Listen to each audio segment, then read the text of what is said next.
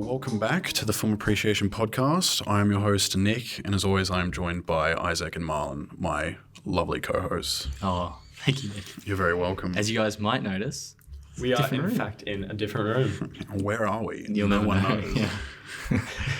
Yeah. So through issues, we had to change. We're very busy people. We had to change locations, and we're now in this room. So there you go. If you like this room, tell us. We'll appreciate it. We'll just start coming here all the time. Yeah. You know, just because the podcast is getting so big, we've had to actually take time off work and uni, and that's led to us having to do stuff outside of library hours. Correct. Well, we have a budget now. This is all paid for. This room. Yeah. We didn't sneak into some random This is our room. set that we built. Correct. Yeah. This is the FAPS studio. Yeah. Well, I'm sure the people actually don't give a fuck. I actually think they care about movies. And boy howdy, do we have some movies to talk about today. Boy howdy. Of course. First film, which I will introduce, Killers of the Flower Moon, directed by the GOAT, the one, the man, Absolute Cinema himself, Marty Scorsese. 3.5 hours, pretty classic for Scorsese. We got Leo DiCaprio, Robert De Niro, Lily Gladstone, and it is about... what is it about? It's about the Osage tribe. Yeah, the Osage. It's set in the early 20th century and the 20s. Right after World War One. Leo is this guy who's just come back from World War One, and he rocks up to Fairfax, which is an original Osage land. And the Osage were extremely poor and unindustrialized, and then they struck oil, black gold as it's called. There will be blood. Correct. Well, literally, in terms of the story of this film. And then, fair enough. And then, they became filthy rich. Then white people, as they do, wanted that money and came to the town. And Robert De Niro, pretty shifty man, and Leo is in love with Lily Gladstone, who's But more in love with money. Well, that is the question of the film. Yes. That's the big question. So, yes, that's the rough thing, but obviously 3.5 hours, there's tons of story to get into. What are your thoughts? It was very enjoyable. It definitely didn't feel like 3.5 hours, which is definitely not a massive accomplishment. Like, I don't even know what else to say in that regard, but yeah. Yeah, well, I mean, we were sort of talking about it last night. We saw a Japanese shock horror, I guess. Body horror. Body horror yeah. from the late 80s, and it was 67 minutes. We actually came to the conclusion that Scorsese's 3.5 hour film felt shorter than this hour-long film. To be fair, that thing that we watched was like very overbearing. Yeah, it was. You know, it was like a draining film. It was intentional. You're kind of like, you know. Yeah. But this is I think it would be fair to say, actually quite a slow. It's a slow burn. But what I mean is sort of it's relaxed. I didn't find it very sort of high intensity. It's more of a sort of simmering tension throughout the film. Even the murders and everything. That's all right. sort of just happens, and there's no big build-up almost. And it doesn't linger on the violence. No. It's it's not a very violent film at all. In terms of it is very dark thematically, but in terms of the actual like graphic violence depicted, it's pretty minimal. It sort of happens and then straight gone. There's no, it doesn't. You're right, linger. You know, I suppose almost the most fast-paced scene is the explosion, I'd say. Oh yeah, the explosion. When did that happen again? When they blow up their house. Towards the end. It's when they blow up. it's the sister. The sister. Oh, they blow up the house. Well, you don't even see that. Yes, you do. No, you see the after explosion. effect. Yeah, you don't see. You don't see the explosion. Oh, just the. You just see the after effects. Or you hear it from Leo's perspective. But no, So like all of it is very much not shown, and it allows your brain to fill in things. Which is, I wanted to talk about this because a criticism that I've heard of the film is that it's too vague, in the sense that it leaves so many questions unanswered in terms of like character motivations and like what were characters ultimately thinking and how did all these things link together. And I actually thought that was like to the benefit of the movie, because this is a film I think that's really targeting like the human condition, like people. What are people like? How do they operate? How do they think? How do relationships work with family versus like romantic or whatever? And there's so much left unsaid. Like, that's obvious. And but I think that that's to its benefit, because I found myself, the main thing I was thinking about after the movie was debating with myself how I thought characters were truly were. Yeah, how they position themselves. Yeah, like what were their motivations? Like ultimately, were they preferring this or that? You know? So what was did the criticism name any characters in particular and the ambiguity of their? Well, they said in general it was ambiguous, especially like because the film doesn't linger on the resolution of what happens. It's kind of summarized towards the end in quite a unique way. Yeah.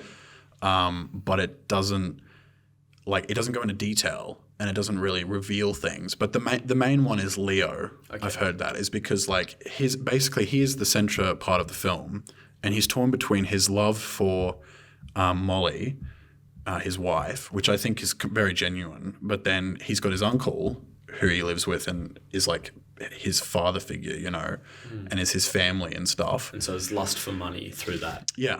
And but the thing was Leo ultimately like a douche, or was he just kind of like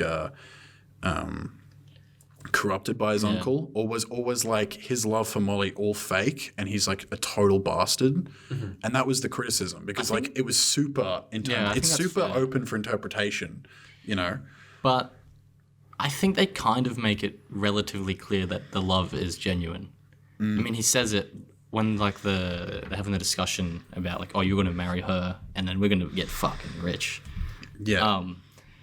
He's like, yeah, but I actually genuinely do love her, so I'm going to marry her. Yeah, well, because even before his uncle, it's Bill King. William King Hale. Bill. Yeah, Bill. Okay. Yeah. Anyway, even before the King introduces Molly to Ernest, Leo's character, he's driven her around the place. Yeah. Yeah. And sort of she's caught his eye.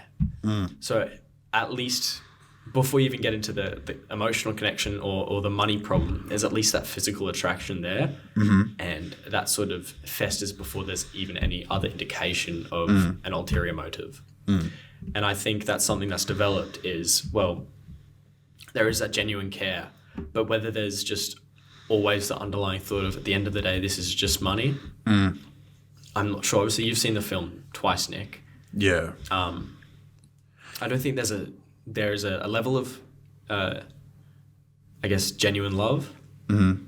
But fully, I'm and that was the interesting hesitant. thing, is because the second time I saw it with my family, and I was saying that weirdly enough, and this was actually like a pretty common consensus, is that I wanted them, Ernest and Molly, to like stay together at the end of the movie. And that's because I thought their romance, it's like totally, you don't expect the romance to be as good as it is, considering you're going into this movie thinking it's like this crime murder saga thing. And like Scorsese, obviously, like all of his female characters, or most of them in prior movies, all kind of like are just in it for the money. Like the husband is really rich and so they're kind of gold diggers, and then the husband's like an abusive prick, and it always ends with the wife like leaving him. That happens in Goodfellas, in Casino, in Wolf of Wall Street, in Raging Bull. And but in this one, like the romance is so well done and true, and that's like, it's my favorite part of the movie. And I was sitting there thinking, how can I wasn't even thinking about it in the sense of I was just really wanting them to be together, but then I stepped back thinking, he's murdered her whole family. Yeah. Like he's committed the most atrocious crime upon her possible, and yet I'm still rooting for them as a couple. And he's even tried to kill her. I think that's what I was about to say, to substantiate your point even more. Like that it's not, he couldn't fully genuinely have loved her because he tries to kill her. I mean, like tries to kill her. Like you wouldn't, kills his family. you would not try to kill someone that you genuinely. But see, this is the thing. It's clear that Leo is a dumbass. That's also true. Like he's super easily persuaded. He's and illiterate. Yeah. Like he can barely read. And he's super easily manipulated. You see that towards the end of the film with the whole court case thing. But that's why I don't think he didn't know what he was giving her. Because he's seeing his wife in extreme pain and discomfort from the diabetes that she has, and his uncle says this is just going to slow her down, it's going to relax her and all this sort of stuff. Yeah. And like obviously he's doing it for a long period of time, and like she's not dead.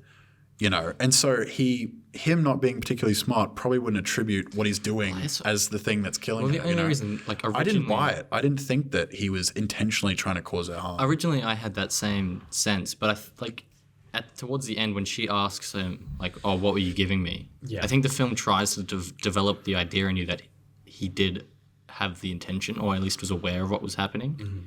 Absolutely, because he hesitates. Because he has, pauses, yeah, and like, he didn't go, "Psh, what are you on about, bro?" he Initially, absolutely- he was like, And that's it, yeah. But that's why it's so interesting, because also, like, you see that scene where he puts half of it into his whiskey yeah, and drinks it. And then I was thinking, But then like, he sees the effect of it, mate.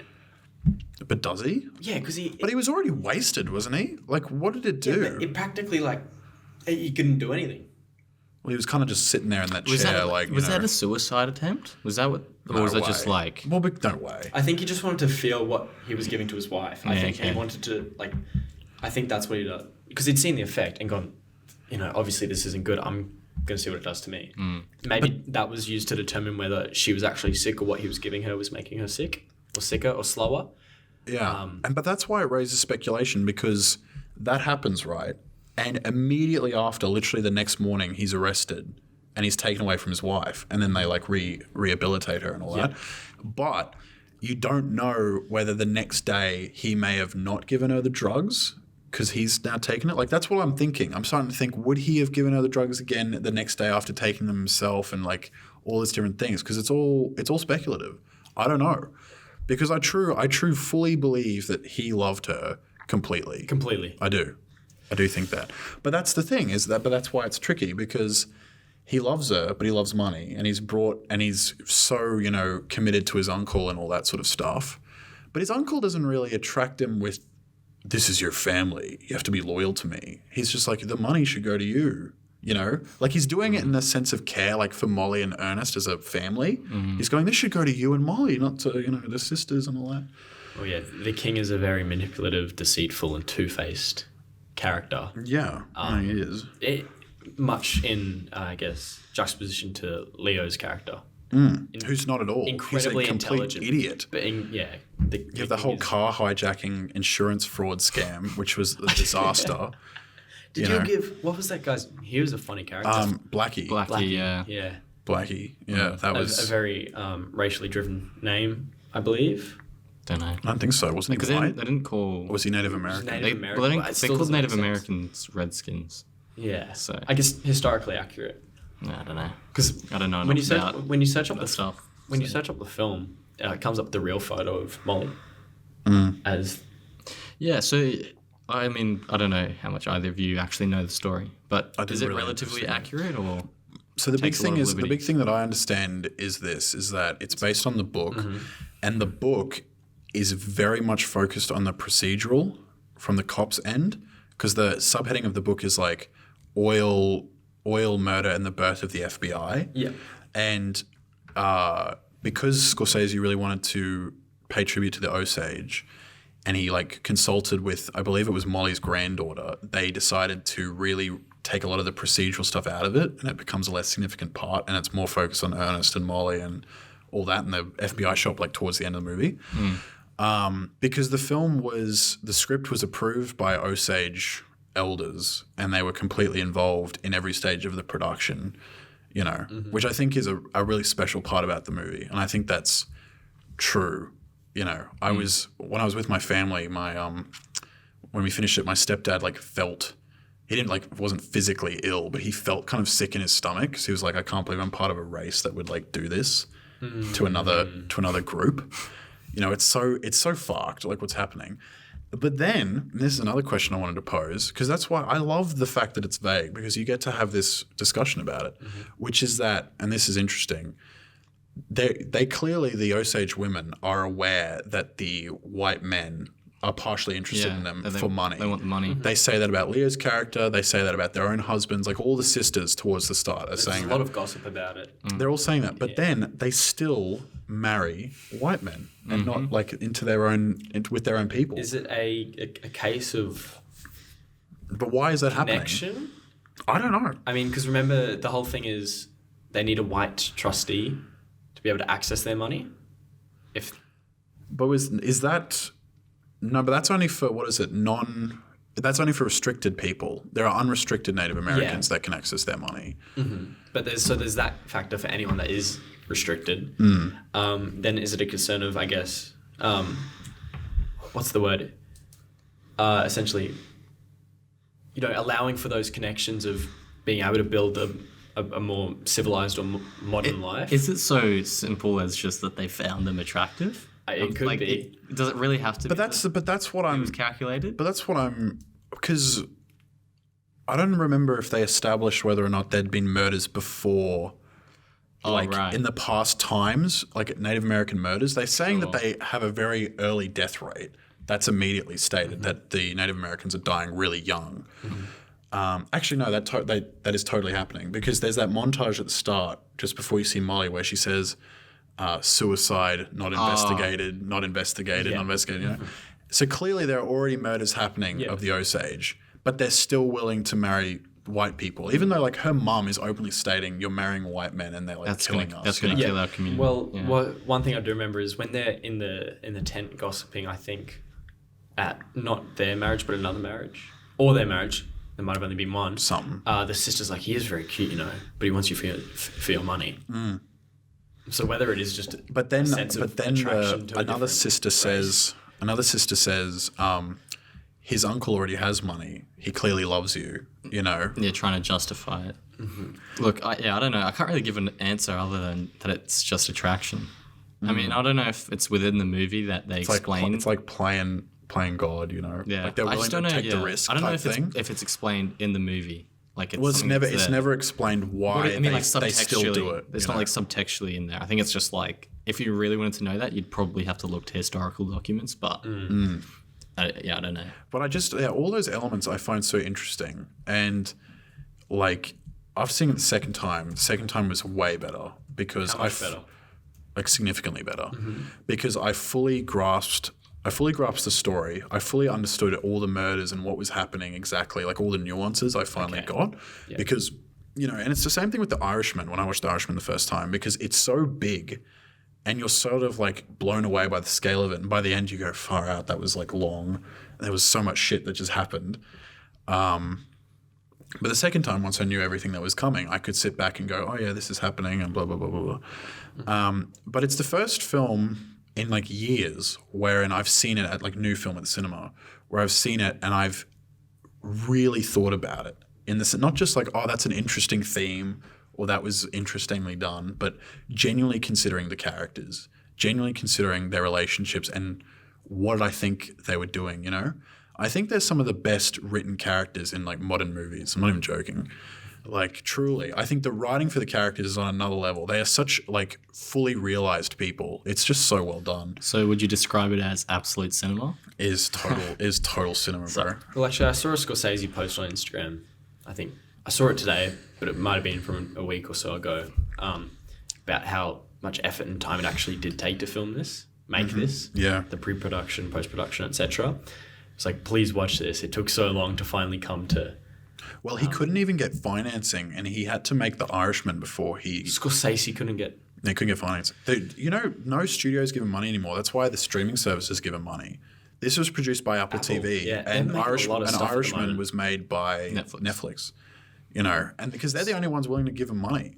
Because they've got a lot. Why is that? That's right. Well, plus because these streaming services want these huge, really, are going to be Oscar contender kind of movies to sort of justify that they're their own like significant cinema people and not just making shitty like what was Scorsese's kissing booth movies and shit like that. Tall Girl. Exactly. What was Scorsese's most recent film before The Irishman? Silence, which was another movie that apparently took like 20 years to get financing for, because that was a slow burn movie about Catholicism. Is that? I've heard really good things about. And before that, it was Wolf of Wall Street, which was his most successful movie. That's incredible, that struggle for Scorsese to get. Well, no, but it's because, and this is the thing as well, which I think is unfortunate, but these streaming services know it, is that people will watch stuff like this, but they want to watch it at home because they can pause it. It's long. Because they have just like no attention span anymore. So it's like we'll watch it in like chunks. Yeah. but and some critics are saying, oh, it's unreasonable to watch something like this in the theater, which I think is just ridiculous. Why would that be unreasonable? Because they go like, a lot of people like complain about this and The Irishman that it's too long, and they kind of let Scorsese just let go and not be held back, which I think is because they like he's just being indulgent. I felt The Irishman was a bit long, but this felt perfectly paced, perfectly timed.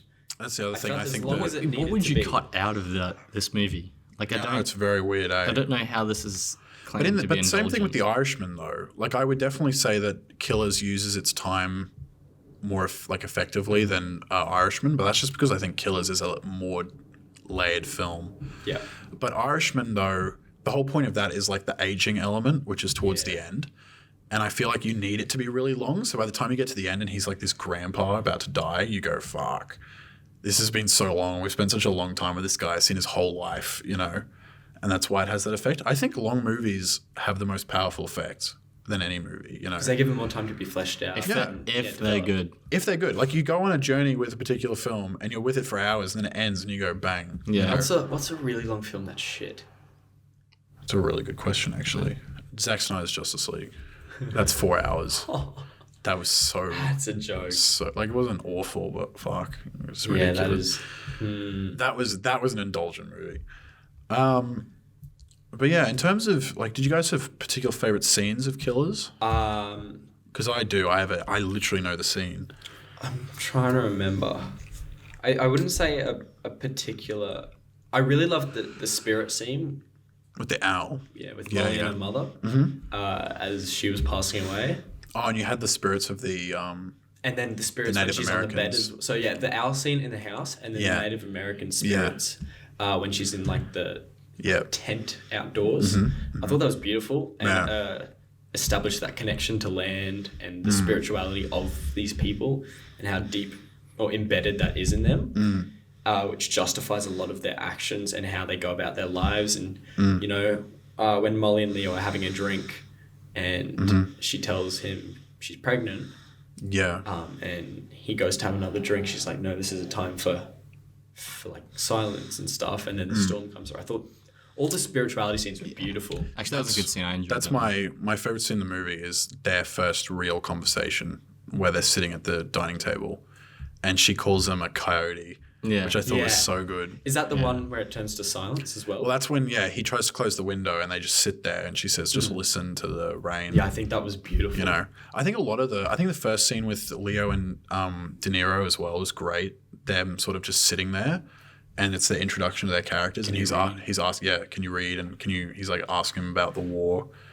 And Leo's just kind of like, I was a cook. I like women. You know? I like all the colors. Yeah. You know, it's great. I thought, obviously, with just about every Scorsese film, the technical aspects were great.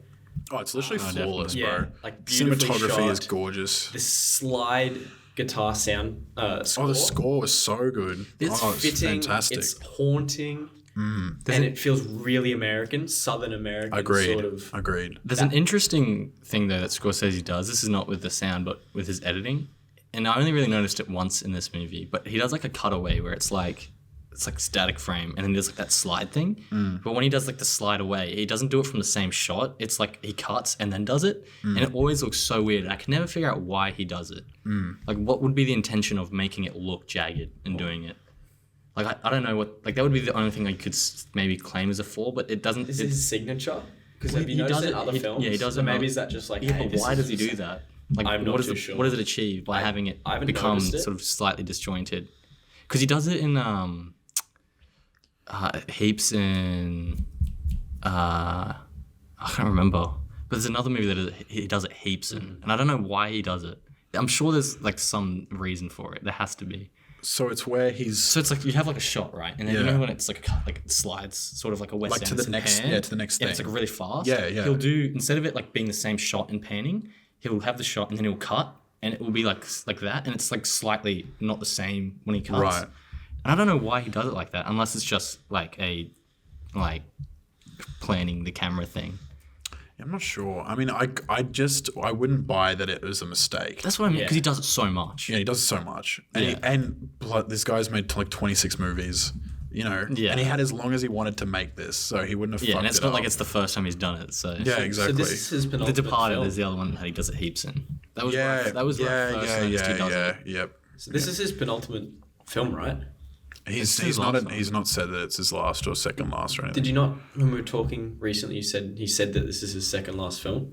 No, that was so he said that this is kind of like his magnum opus in terms of his skills as a filmmaker, but he Okay. has no interest in slowing down. Like he's Because he's been How old 80. is he? 81. What a weapon. So he's already planning another movie with Leo, but he said that he'll just keep going until he dies. Like he's not gonna first So go. like Kubrick.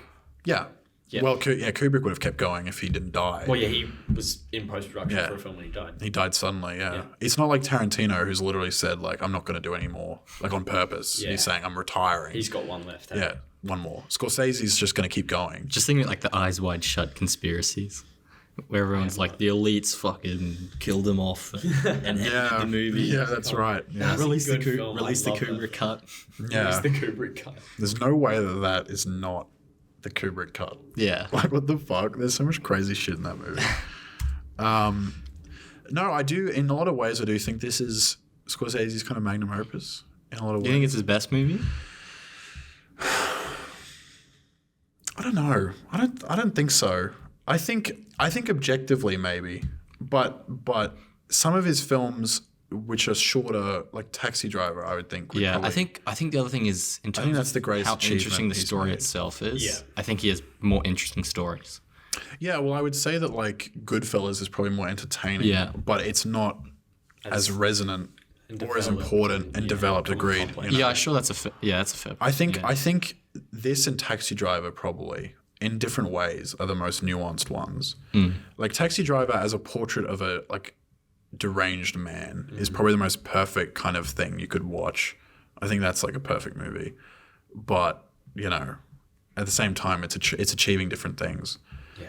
You know, but I mean, it's got kind of everything. You know, he's obviously a Catholic and he's made spiritual films before, Last Temptation of Christ and Silence and Kundun and all this stuff. So it's got that. His favorite movie is The Searchers, a FAPS alum, and this is like definitely, it almost feels like a Western, but it's not. But it has those elements. That's what people calling it Scorsese's first Western. which is just not. Yeah, it's not. a Western at all. It's what, a mix of like mystery, I mean, it's got a bit of everything, Yeah. which is crazy. Like it's got like romance, it's crime got syndicate drama, sort of. it's mystery, it's got some thrilling bits in it. You know, it's got Yeah. kind of everything. Which is a testament to be able to pull off a film that has so many different genres amalgamated into one. No, I know, yeah. And it's the best part about it as well is he is someone he clearly understands nuance because he was co-screenwriter as well. He understands nuance. He understands, and I think people complaining that there's not enough hand-holding in the movie, I think just need to grow the fuck up. Watch it again. Just watch the movie and make your own assumptions. You don't need to be told everything. But it's like There's no title card at the end that says this is like blah blah blah. You need to feel like this. The Osage were murdered 1,000 times. how it's boring is a movie when you have no Reason to think. You have no. You're just sitting there absorbing rather than actually putting stuff into it. But this movie gives you so like it's not like this movie doesn't give you enough. It wouldn't even gives you say- 3.5 hours worth of stuff to watch and think about and to analyze unpack. Yeah, and wouldn't unpack. even- But you can also put in your own facts and like your own ideas. I mean, Yeah, And then you can know. go look at what actually happened. There's Yeah. other text. There's a book yeah. as well. But that's the thing as well. You can watch this movie and then go back and read about it and kind of develop the more historical thing. But you can watch it and make your own conclusions, and it will be just as powerful. You don't need to research into the movie. No. It's like, and I was describing this to my mum because she didn't want to watch it because she doesn't like long ass Scorsese movies. She did not like The Irishman at all. And I was saying to her that this isn't just a super long, tons of things are happening kind of thing. Like this is a story. Yeah. You're going to sit down, you're going to experience it. It's a story. It's like reading a book.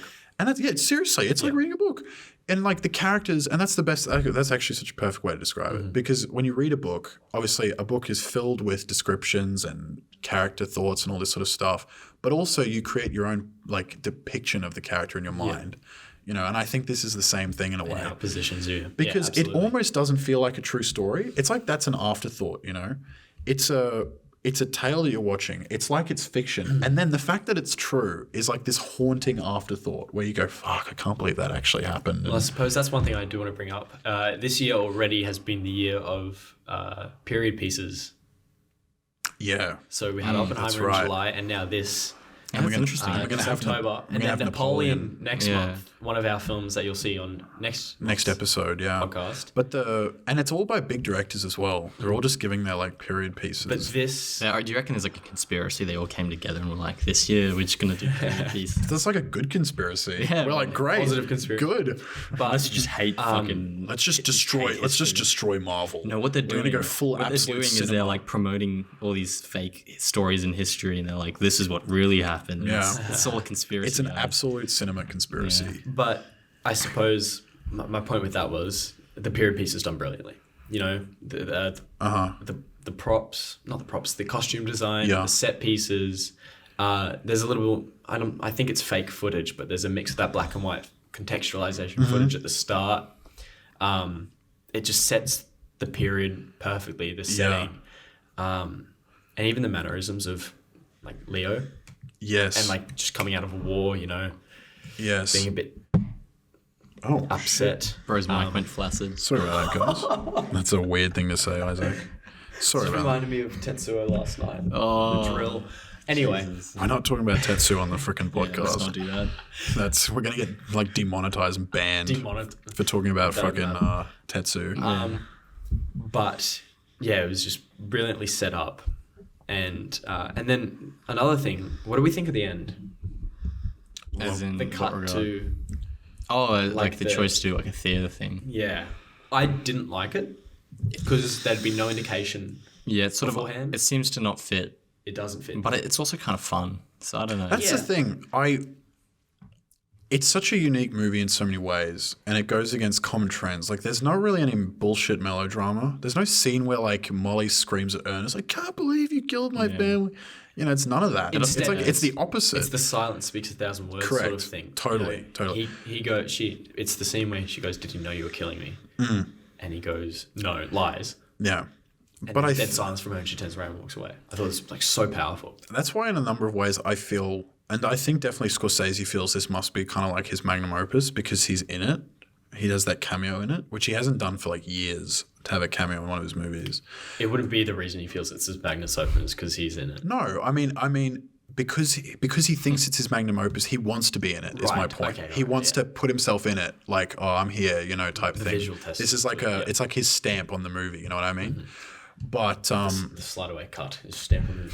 But I think the way they did it though was just kind of creative, you know, and it could imply different things as well. I mean, for one thing, the abuse. I mean, for all Indigenous peoples, really, in any country, but I mean, in America especially, like abuse given to the Native Americans has never been strongly addressed until probably the last like 20 years. You know, in the 20th century, they didn't give a fuck. Well, yeah, I'm not versed enough to. Well, from what I can tell, I assume it's sort of the same across all. When did they do like the? But my point being is that like so that story, because they say that they died in the whatever it was, so that must have been like the 80s when that's set, that like little stage production at the end, and it's done almost comedically.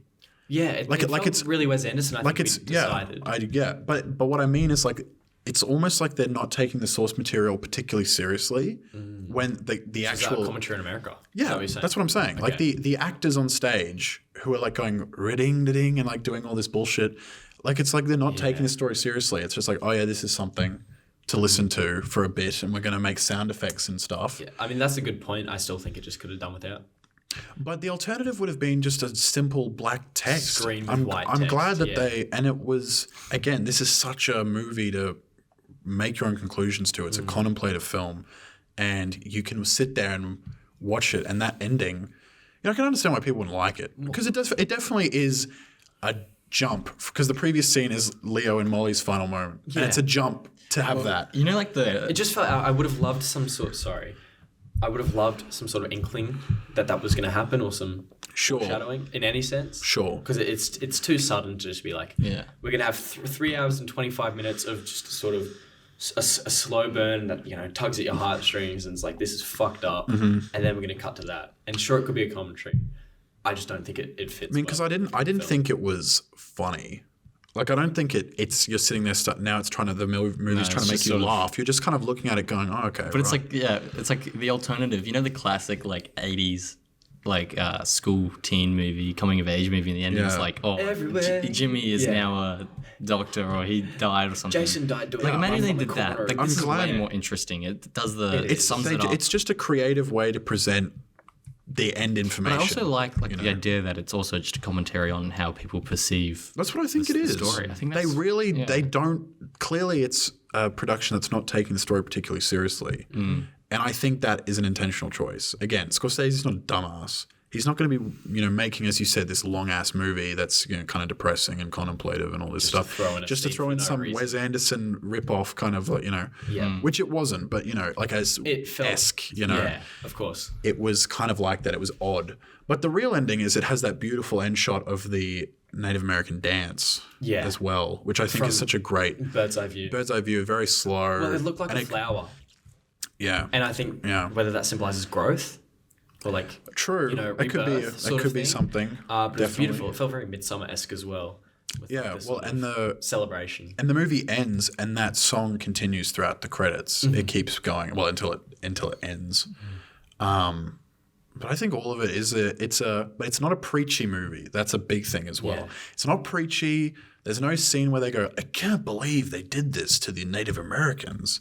This is so unacceptable. Aren't white people just trash? Yeah, you don't even need that to understand. You don't need it. And if you do, a lesser film would do something like that, but you can sit there and you completely you walk out going, fuck, I can't believe that actually happened. It's a heavy film. It's a heavy film, but I find it oddly very digestible. And I think that's akin to the good pacing as well. Absolutely. It feels like 2.5 hours. It is a whole hour, in my opinion, just goes, and as I said, it just balances so many different tones because you've got like Brendan Fraser at the end as well. That was a funny cameo. Which was funny cameo. It's like, why is he there? But who cares? Well, I actually learned today that a lot of the minor characters, when I was doing some research, a lot of the minor characters are actually country musicians. Oh, real? From America. Okay. So there's the main one in particular that I noticed is Jason Isbell. I used to remember my dad would put CDs in the car all the time of him. So I thought that was just a cool little thing. There's like 3 or 4 of them. Yeah. Which I guess a testament to the sort of genre and I guess like setting, not the time, but the setting out in the middle of nowhere essentially. But yeah, the first tonal shift from the upbeat, happy romance at the very start, suddenly to the murders was brilliant. Yeah, and you could tell it was coming. Yeah, but you didn't want it to. It was just I thought it was great. Yeah, I love so much of the stuff that's unspoken. Leo goes out after the explosion, comes back in, and all he has to do is look at his wife and just slightly shake his head, and she's just screaming. But that's one thing I just have to say. I think Lily Gladstone was unbelievably good. She was by far my favorite character in the movie. And I was she had such a great screen presence, I feel. Like I was just drawn to her character when I was watching the movie. I just felt she was so engaging on every level. And I think maybe is that because because everyone is supposed to feel for her? Is that why you're drawn to her characters? Because you feel so bad for her? I don't think so though. No. Is it just her brilliant acting? I thought she was a great actor, but I think there was absolutely no forced as I said, there's no forced melodrama. There's no forcing of emotions. The movie, it's all raw. It's super raw. The movie's not trying to make you care about Ernest. It's not trying to make you care about Molly. You will naturally fill in those gaps because this is a very empathetic film in a lot of ways. And you're going to sit there and be absorbed by it, like the human condition, as I said. And you're just going to look at it and be with it, I mean, there's even parts of me, at least, and I'm sure many other people that feel for Bill in the slightest. Particularly like in the jail cells. Sure. But that's just Isaac's stomach growling. Gotta eat, mate. Yeah. No, and again, De Niro, there's no scene where De Niro's like mustache twirling, we're going to get that money. Yeah. He's like, very considerate. He's with his considerate, you know. plans. Yeah. And he goes and turns himself into the prison, and you know, I love that line at the start where they say, "Can you see the wolves in this picture?"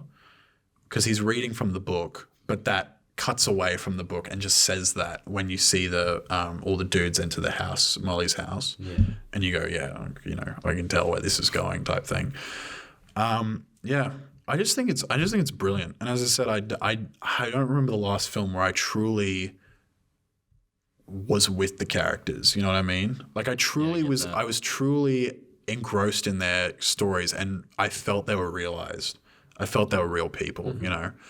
I was talking again to my family, comparing this to Oppenheimer, because we've obviously mentioned the Period piece thing. I think that, you know, this will be a big, it'll be a big rival. You know, Napoleon and Killers and Oppenheimer will all be versing each other in the Oscars for sure.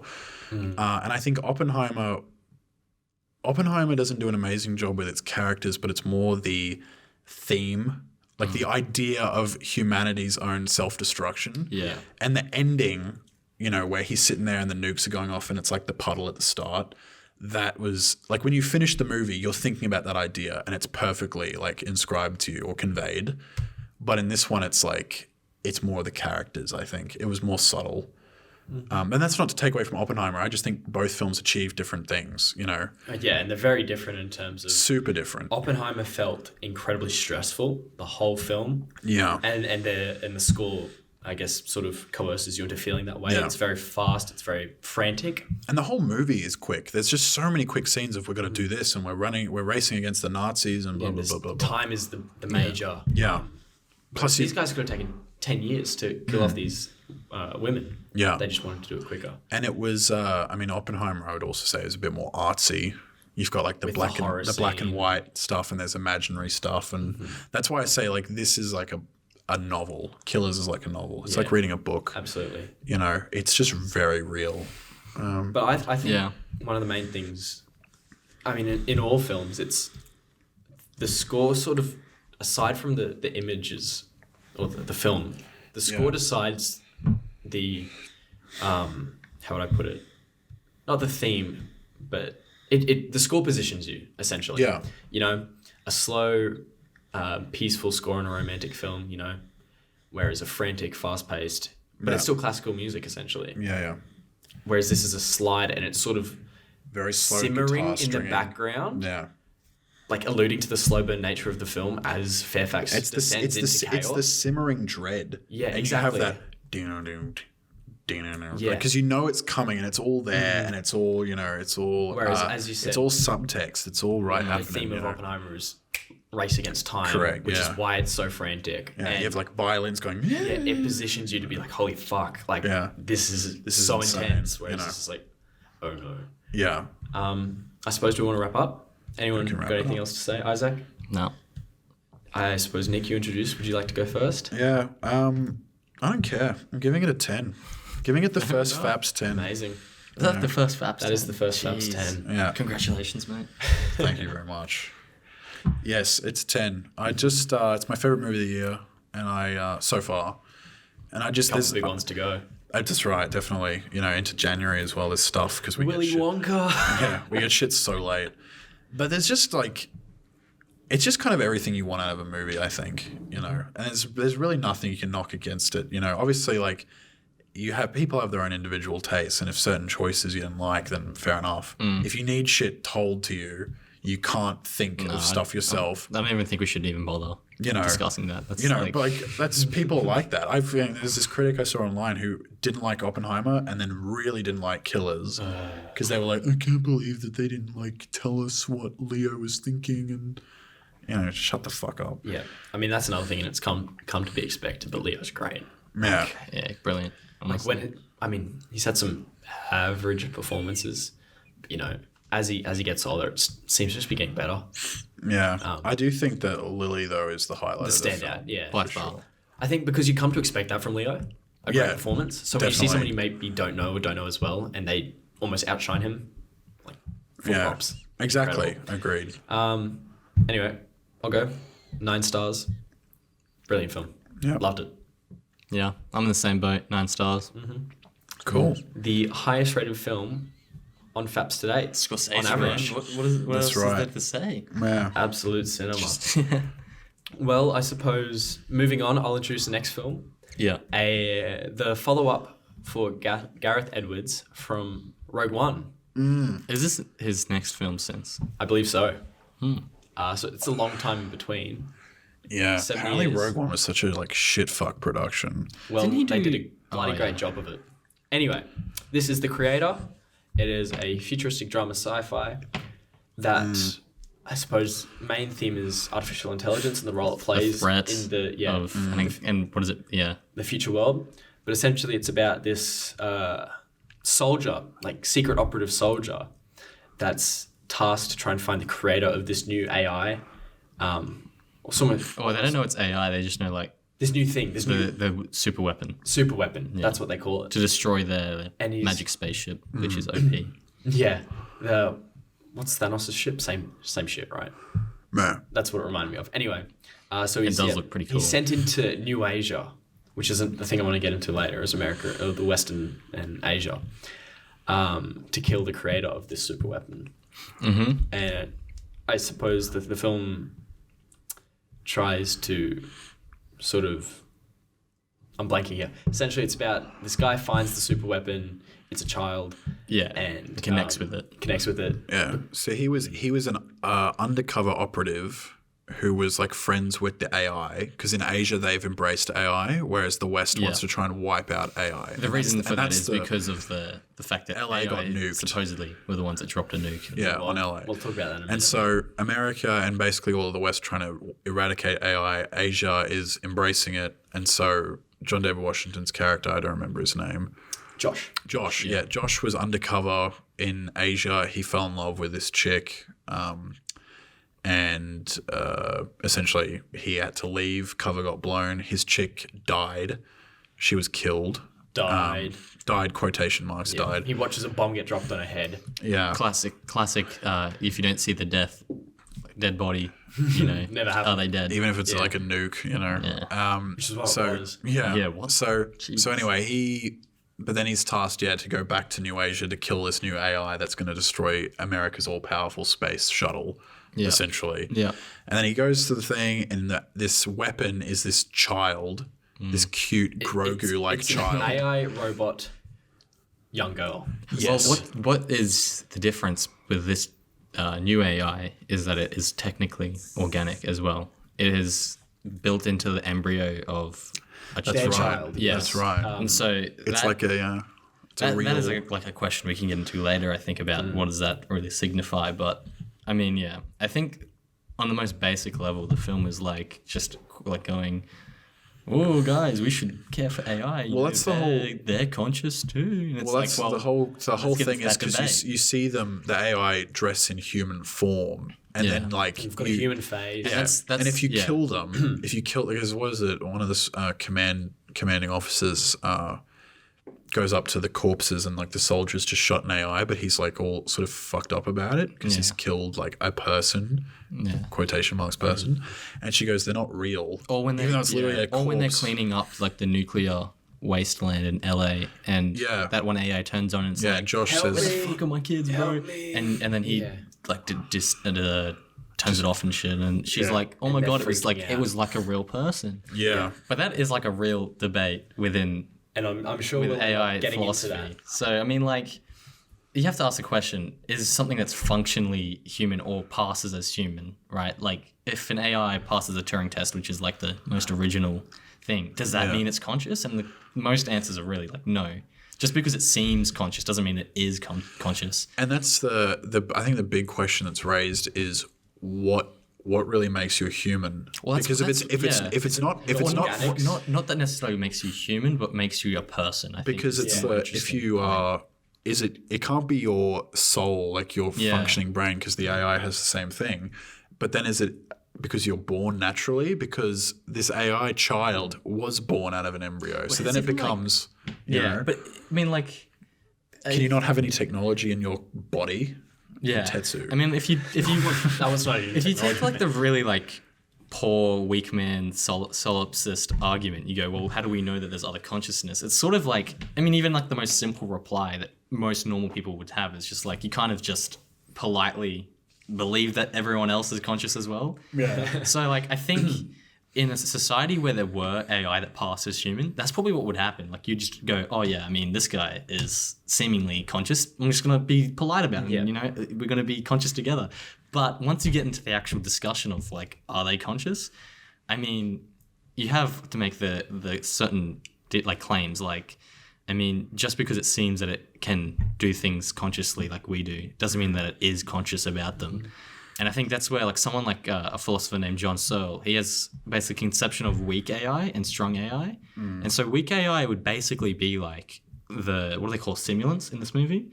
That they sort of just like appear to be able to like do normal. Yeah. They seem, but they're not really able to learn or like in the same way and so on. Whereas the strong AI would, it has intentionality, you know, it is like actually, I mean, that's probably the best way to put it. I think that, but the problem then is like, this movie seems to suggest that it would only be possible if they're organic. And I don't know enough about the actual neuroscience. I mean, we're pretty far off, I think, having a conscious AI, but that doesn't. Absolutely. But I think the real point here is that whether or not it's conscious doesn't actually matter in terms of what we use AI for, like, and it being a threat. It doesn't need to have consciousness to be a threat. It can just simulate. It just needs to. It just needs to be like functionally able to do things. Like if it can shoot at you. Yeah. I mean, that's like, that's one thing is like, and we're going to get into this because I'm going to say like, do we like the movie, which is usually the first question, but we're already into like the AI philosophy. Yeah. But I was going to say like, Blade Runner is way better than this. Yeah. You know. The original. The original. Well, both, but the original specifically. See, it's funny. I prefer the original. Which Yeah, I feel probably. Yeah. Like a lot of people give props to the cinematography. The new one is Yeah. one of the best ever. Yeah, no, I probably like the But I original prefer the best original as more. well. I agree. But I agree, it does do it so But much better. like, yeah, and I think the biggest thing that I can give this movie is I appreciate that it's not some franchise bullshit. It's like an original film, even though the ideas are obviously not particularly original, but it's hard because you know AI is like, how much can you do with it really? They're very time appropriate themes. The theme of AI. Yeah. I suppose it's on everyone's mind in somewhere. That or and other. multiverses are just everywhere. It's, you know, Yeah, thank fuck that wasn't a theme in this. yeah, I think that would have been so weird. The movie is almost like got so many stereotypical like things that just happen. It's like, okay, really?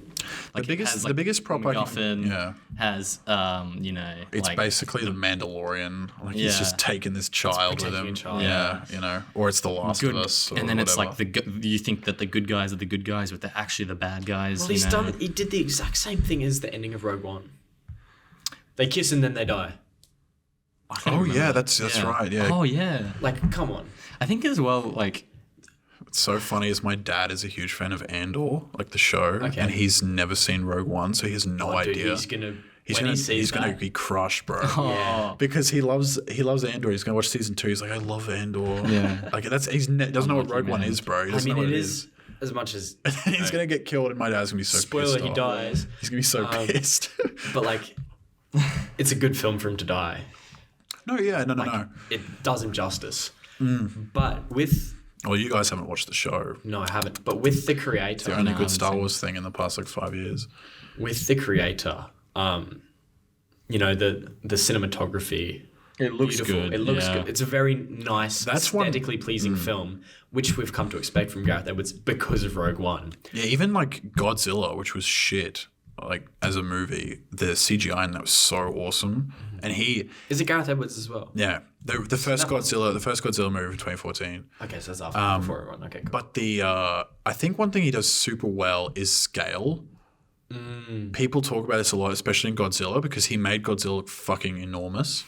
Like, and it looked so cool. Yeah. But I think in general, like in Star Wars, he did it well. Like with the Death Star looking fucking huge. And in this one as well, like that big ship, I forget what the ship's called. Comes over with the beam. With the beam. And it's Yeah. like, because one thing that's so cool about this movie, and I would rather more movies like this than, you know, studio garbage.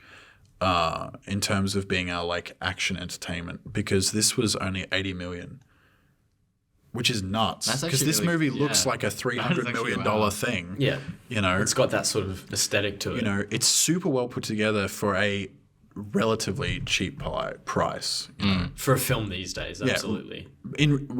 With comparison to modern Marvel blockbuster DC or whatever Star it is, Wars, all of that stuff. Look, I think if Rogue One didn't exist, I think I would give this more props Yeah, than I will.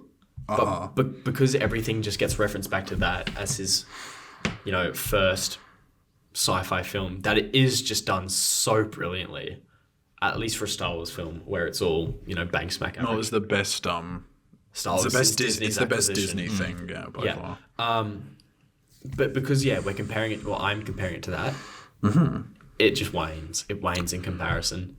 The story does. I'm not once engaged in these characters' plights. See, that's what. That's I might be alone in this, but I sort of felt some connection between like him and the child. I really just wasn't interested. I didn't feel completely out of that. Like I did not care. I didn't think like it was like I would cry if something happened, but it was like enough for me to be interested. And I think that's probably my biggest problem with it is that, unlike Killers, I know this is not an easy thing to compare Killers to this, but unlike Killers, which again it doesn't try to force any idea on you, and it doesn't rely on the audience building up any particular idea to enjoy the finality of the film. This one, if you don't care about Josh and the kid, you don't care about then the you whole don't film. give a fuck because he dies at the end. Yeah. And like I didn't give a shit about his wife, and they reunited. I was like, oh, that's kind And of. see, you don't give a shit because it's an AI of his wife. Yeah, that's the other thing. Well, I mean, it's like Well, it's her consciousness is in it. But Yes, but it's still. is it conscious? Like, It's just because you reconstruct someone's memory, it's like I don't know. Excuse me. But that's the thing right. is I feel like no, it's just random. I feel like the thing with this is that like it accidentally opens up so many debates that I don't think the film intended. Like I don't think he was going. I think his logic was like, oh, we should care about AI if it's AI. It's conscious. in some ways, I feel like this is about just trying to be like a entertaining sci-fi. I think that's also fair enough. I mean, It's just something to watch. You know, it's like a Star Wars in a way. it But is. my next question as well would be like, why is it the West and why is it Asia or New Asia? What is the sort Well, of- you could just look at the subtext there? political sort of structure of today, and it would be if the whole planet. It's a hypothetical future. Yeah. So let's just say, right, let's take a thing that everyone likes, cars. Yep. If everyone loves cars and everyone uses them and everyone uses cars, but then America goes and America says, fuck cars. No one will ever use a car again. And then the West would just do that because they're like, we don't want to piss them off. China realistically would say, go fuck yourself. We're going to use cars. Because we're China, we're going to radically oppose America. But I think like it's the people who have accepted the AI. It's not like it's just the government that's gone. Yeah, we're going to use AI because it's good for our economy or something. The people themselves. then that just raises a different The people question. themselves see the AI as like and they even say like this is evolution. Like they see them as sort of as like people, like genuinely. Yeah. As, But my point being is just that I think it would be inevitable for such a massive like changeover in opinion. But I wonder though, through the US but is to it happen, supposed to then- be a commentary on like this is think- because I don't know something think about the- individualistic societies versus Communistic collectivist? I don't know. I think the American part of the commentary is based on fucking savior complex. We got a it's fiction the that has war. nothing is- to do with us. That is sort of. exactly what would happen. And war then- economy and so on. Absolutely, like America sees, New Asia's doing all this that might pose a threat to us, and then they are the ones that. It's like the 9/11 conspiracy. I don't buy into that, but it's George Bush did 9/11. The Americans blew up Los Angeles. Yeah. In this film. In the film. And then they Well, go it's- and it's just like they did to the Middle it's- East. it's They well go designed. and It's a F up. scapegoat, And- right? Yeah, in real life, absolutely. and I think this is apt, is that America is described as the police of the world, which I think is totally fair. They basically are the cops. They're like, if you fuck up, we'll just rock up and kick your ass. You don't even have to fuck up. You just have to look at them wrong. Yeah, but like keep Or the have peace. things they want. Keep the peace. Yeah. We're not going to go there. Loyal.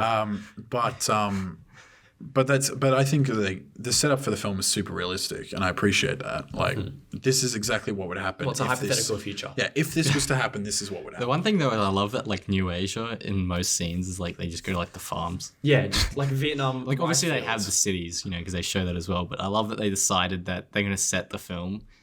I guess it's because they're they're hiding out as well. Yeah. I suppose. I suppose that is who It's just funny.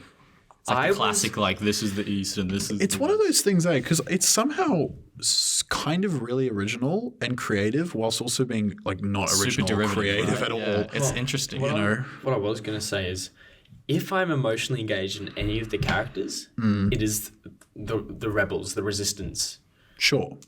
It's because you like Star Wars. Same, it is not though. So because in this film, they're initially, well, from the main character's perspective, they are positioned as evil, right? This movie's like Avatar. Whereas in Star Wars, It's like Avatar. That's exactly what happens in Avatar. whereas in Rogue One, you've got they're always good, but everyone else thinks they're bad. Yeah. This is everyone is positioned to think they're bad through the main character's lens, but they're actually good. Well, that's what I feel like it's trying to lead you towards. So you know how there's that massive battle scene where they're trying to take back the AI from Josh on like that bridge. Like the river. Yep. I felt like that's when I felt engaged with the characters, was for those rebels trying to get the weapon back. Not for Josh, who's the main character of the film. No. He's kind of like a very passive protagonist. He just kind of exists. He's kind of He's a means to an end. And shit just happens to him. Yeah. And then he just gets He's blown not active up. at all. No. and He doesn't have a except- massive effect on the story other than saving the child at the end. Yeah. And so I suppose that is a testament to Gareth Edwards, is being able to do that rebellion sort of, or rebel group justice. But yeah, I think again, he's done that great in both films. Not great, but better. but that happens in like every movie. Like in Avatar, he works for the military and he's going to go with the natives, and then he realizes that the natives are cool, and so he sides with the natives.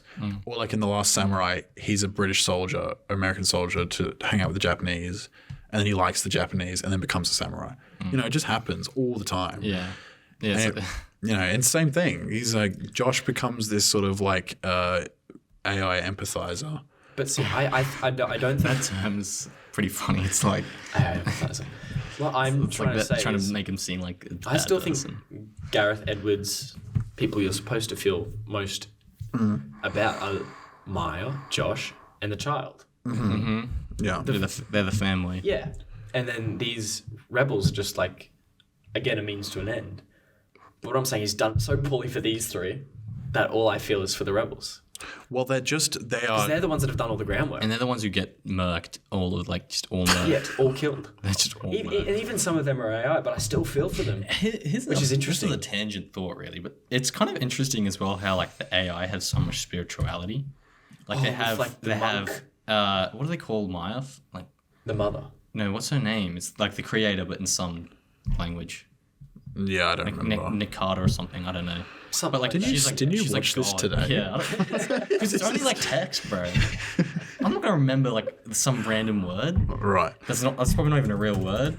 But anyway, like they see her as like a god, and like then they have Monks. they have like the monks, yeah, like they're like Buddhist monks who believe like in the cycle of rebirth, and even like the kid is very easily swayed to believe in like heaven and so on. So it's I don't know if that's like he is going, oh, it would be an interesting commentary if we made them spiritual. If it's just like I don't know, just a thing. Yeah, I don't It's know. like, oh, looks cool. When I search up that word, it just comes up. It's Namata. is the Namata, word. yeah. But the first time I searched it up, it came up with the Avatar Na'vi language. See? So, See? in comparison, The fair same enough. thing.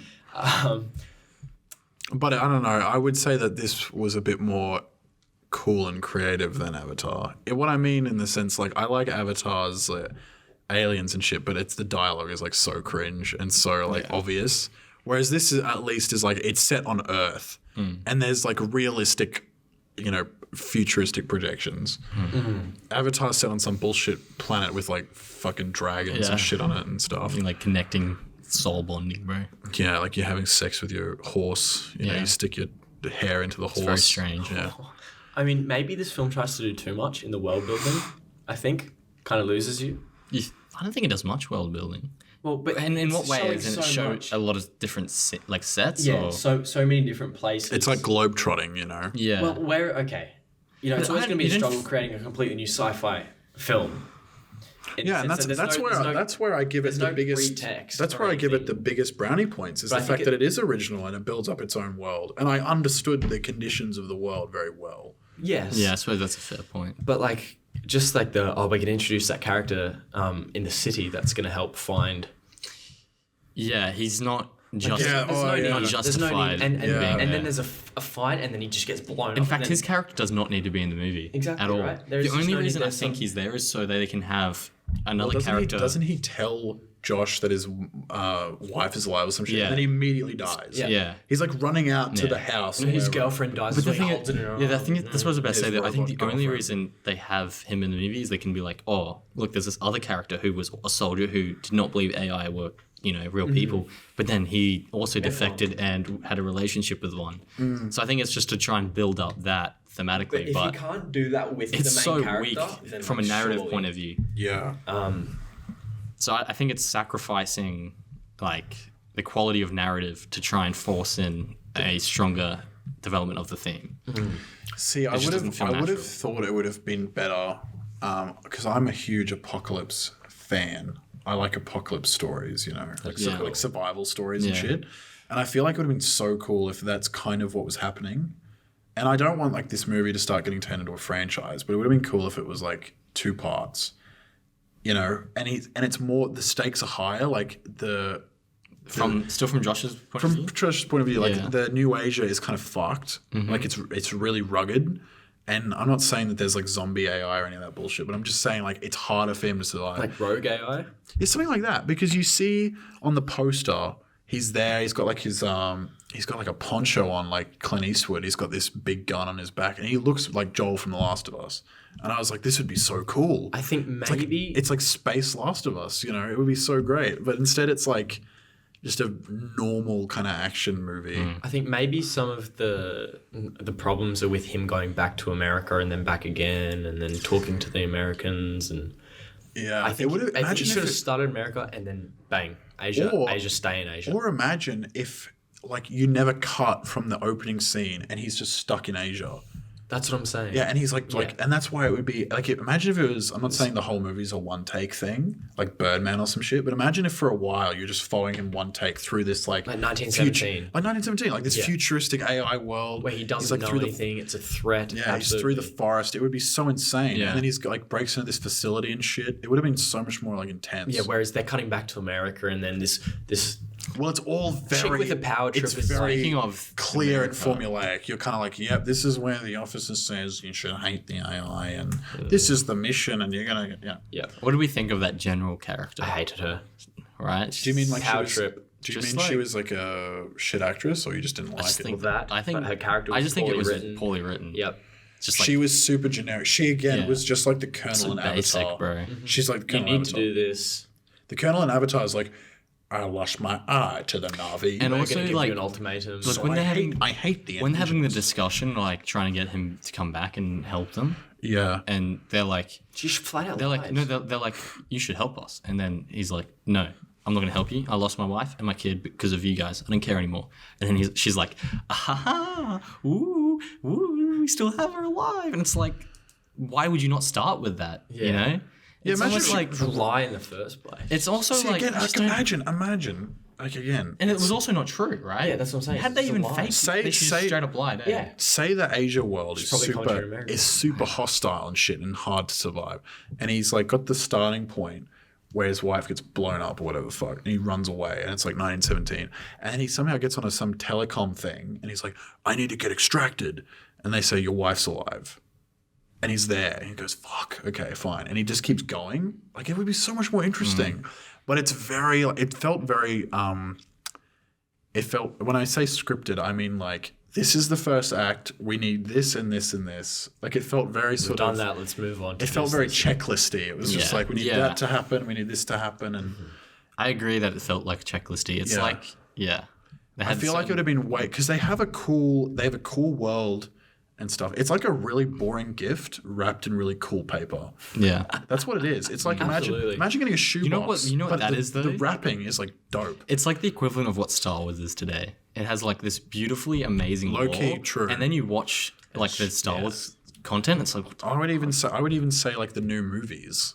Like say The Force Awakens, the story in that is garbage and shit. Copy and paste. And it's just shit. But it's like the packaging is nice because you've got the the idea- CGI is amazing the and it's idea really of, cool the action. And it's got world. all this sort of stuff in it. Like The planets, the Last ships. Jedi is super that. The Last Jedi visually is the coolest Star Wars movie in my opinion. It's like the most insane thing to look at, but as a thing, when you think about the story, you go, "What the fuck is this piece of shit?" You know. And I don't think the creator is shit. Like I don't think the story is shit. No. It's just a normal movie. it's just a movie. It's a movie. You're just like, okay, this is a thing, and I'm watching it, and it's fine, and then I'm gonna forget about And it. I think like it's But also, it's wrapped in nice paper. For me, what makes it like the most interesting is like probably accidental. You know, or they didn't really themes think of about AI. it. Yeah. Yep. Like they would have. I think the extent of their thinking about AI was like, okay, how do we think about AI? No one really like treats it as conscious. What if we do treat it as conscious? You know, because And try and make the audience feel the same way. and then you Like know, imagine if it was MA15 as well. you know what's imagine if it was like bloody and like fucked up. But It's just imagine been like so interesting. imagine in real life, right? In the future, like if this movie had massive influence, which it won't, but if it did, everyone and like you just like now everyone's like sympathizing with AI. But what if they were just like murdering machines that we accidentally programmed? Yeah. But also proper bad. The other thing is like when they go, oh, it's just programming. Like, It's not. but even like if AI wasn't conscious, it's not that it's just programming. Like it's still learning. Well, It's like it's programming, but it is also like a network of fucking data. So it's yeah. I feel like it's just- actually there's yeah. a term I'm learning. It's like unsupervised machine learning. yeah, Essentially, yeah. They it's just do algorithm learning. and taking data and, Yeah. and analyzing everything that comes into the system. Yeah, Which then is not just technology. Whoa. they're celebrating AI. So this is also scored by Hans Zimmer. I thought it was a very average score for Hans Zimmer. I didn't even really notice the score. Well, it's because it's average. It just does its job. It doesn't do it well. It doesn't do it poorly. It uses It's that sort of cool there. classical music piece. That's my favorite part of the film, aside from the visual. Wow, it looks pretty. Is Claire de Lune is the opening and ending credit. And I love that classical piece so much. But Hans Zimmer's work is sort of just bang What average. about the one they're like the ships coming into land when they're doing the second operation in East Asia, or sorry, New Asia, and like it has this song that's playing, and then it just kind of stops. It seemed I'm not like too sure. We watched like this I a didn't month even ago. know like why Yeah. it was there, apart from to be like, wow, this could be a barely cool remember. scene to like watch And then 2 minute it just clip didn't of. flesh Yeah, and then it it just out. kind of it's just kind of like a song. Is it It's Claire just de there. Lune? You know, again, No, it's like, like a proper like song, again, like this. which is a weird thing to say. I feel but like you know this what I mean. movie as well would have been a cool. It would have been a cool TV show. I think. Absolutely. It Yeah. probably would have done it much more justice because you can Yeah. take your time. Take your time, and they would have had so many more ideas because they have so much like more time to fill. Do we know who funded this? Because I don't remember. Dude, at the start it had like 50 million logos. It was one of those movies. I was sitting there going, "Oh my god, how many more logos?" Because I feel like movies don't do that anymore. Where it's just No. you sitting through. 20th Century Fox was one of them, produced by Gareth Edwards. and then it had like 3 other things. I'm like, Just look up production like, bro, companies. oh my god. I don't know. It just was so annoying when you just have to sit there fucking watching these Like, animations. look again, and this is the thing. It's definitely not a bad movie. It's just an average movie. no, it's just a a movie. normal movie, it's a normal movie with like a little +1 bonus because it's got like some originality to it in the sense of the concept and the world I building. think it, Like at least bare minimum, this is a script that was written purely creatively, and I would rather that than So it's co-wrote by Gareth Edwards. But it says here, a quote, "We took a camera and a 1970s anamorphic lens and went location scouting in Vietnam and rest of Southeast Asia. Our whole plan was to just go to the coolest, greatest locations in the world because the cost of a flight is way cheaper than cost building a set." So And that's the thing as well. Like it's a pretty practical movie. They have a lot of really nice costumes. They have some sets that are nice. But what I mean is like when I said some sets, because they also have natural locations, and it's cool that they managed to make it a big sci-fi movie that's set on Earth. You know, and there's not a bunch of crazy shit everywhere. Like for a lot of the time, it's just like rural Asia. that is another thing I think I because today I went to look at my notes for the film and realized I had none. But I believe I said to you in the cinema that I feel like it was partially when they're on the river, inspired by Apocalypse Now. Yeah, no, definitely. I'm pretty sure I said that to you. Yeah, you did. And it just says here, You did. Gareth Edwards cited Apocalypse Now, Blade Runner, and E.T., etc., a bunch of other films. Who would have thought that Blade Runner was an inspiration? Blade Runner? No way. What? But I mean, That's why Blade Runner's so goated, because they didn't even have like any idea about AI back then. And I they think already as well, came up with it's the just idea. more interesting on the question of like, what does it mean to be a person? it's a lot more. So much more That's a lot more focused. plus- on the, Yeah, like Plus, what is the Blade focus- Runner? what is Blade the Runner focus doesn't of even have this? robots. They're just what are they called? Don't remember. Fuck. They've just got Don't tell me. I'm going to think of it. I don't know. Variants. Variants. They've got A human variants. variant. That's essentially what's implying. Yeah. But No, but like, what is the I think what is the primary? cool sci-fi film? I think like literally just But beyond like the intention of It is the film, definite- like, this what movie is is its like- primary thematic? Nomad's thing? the name of the ship.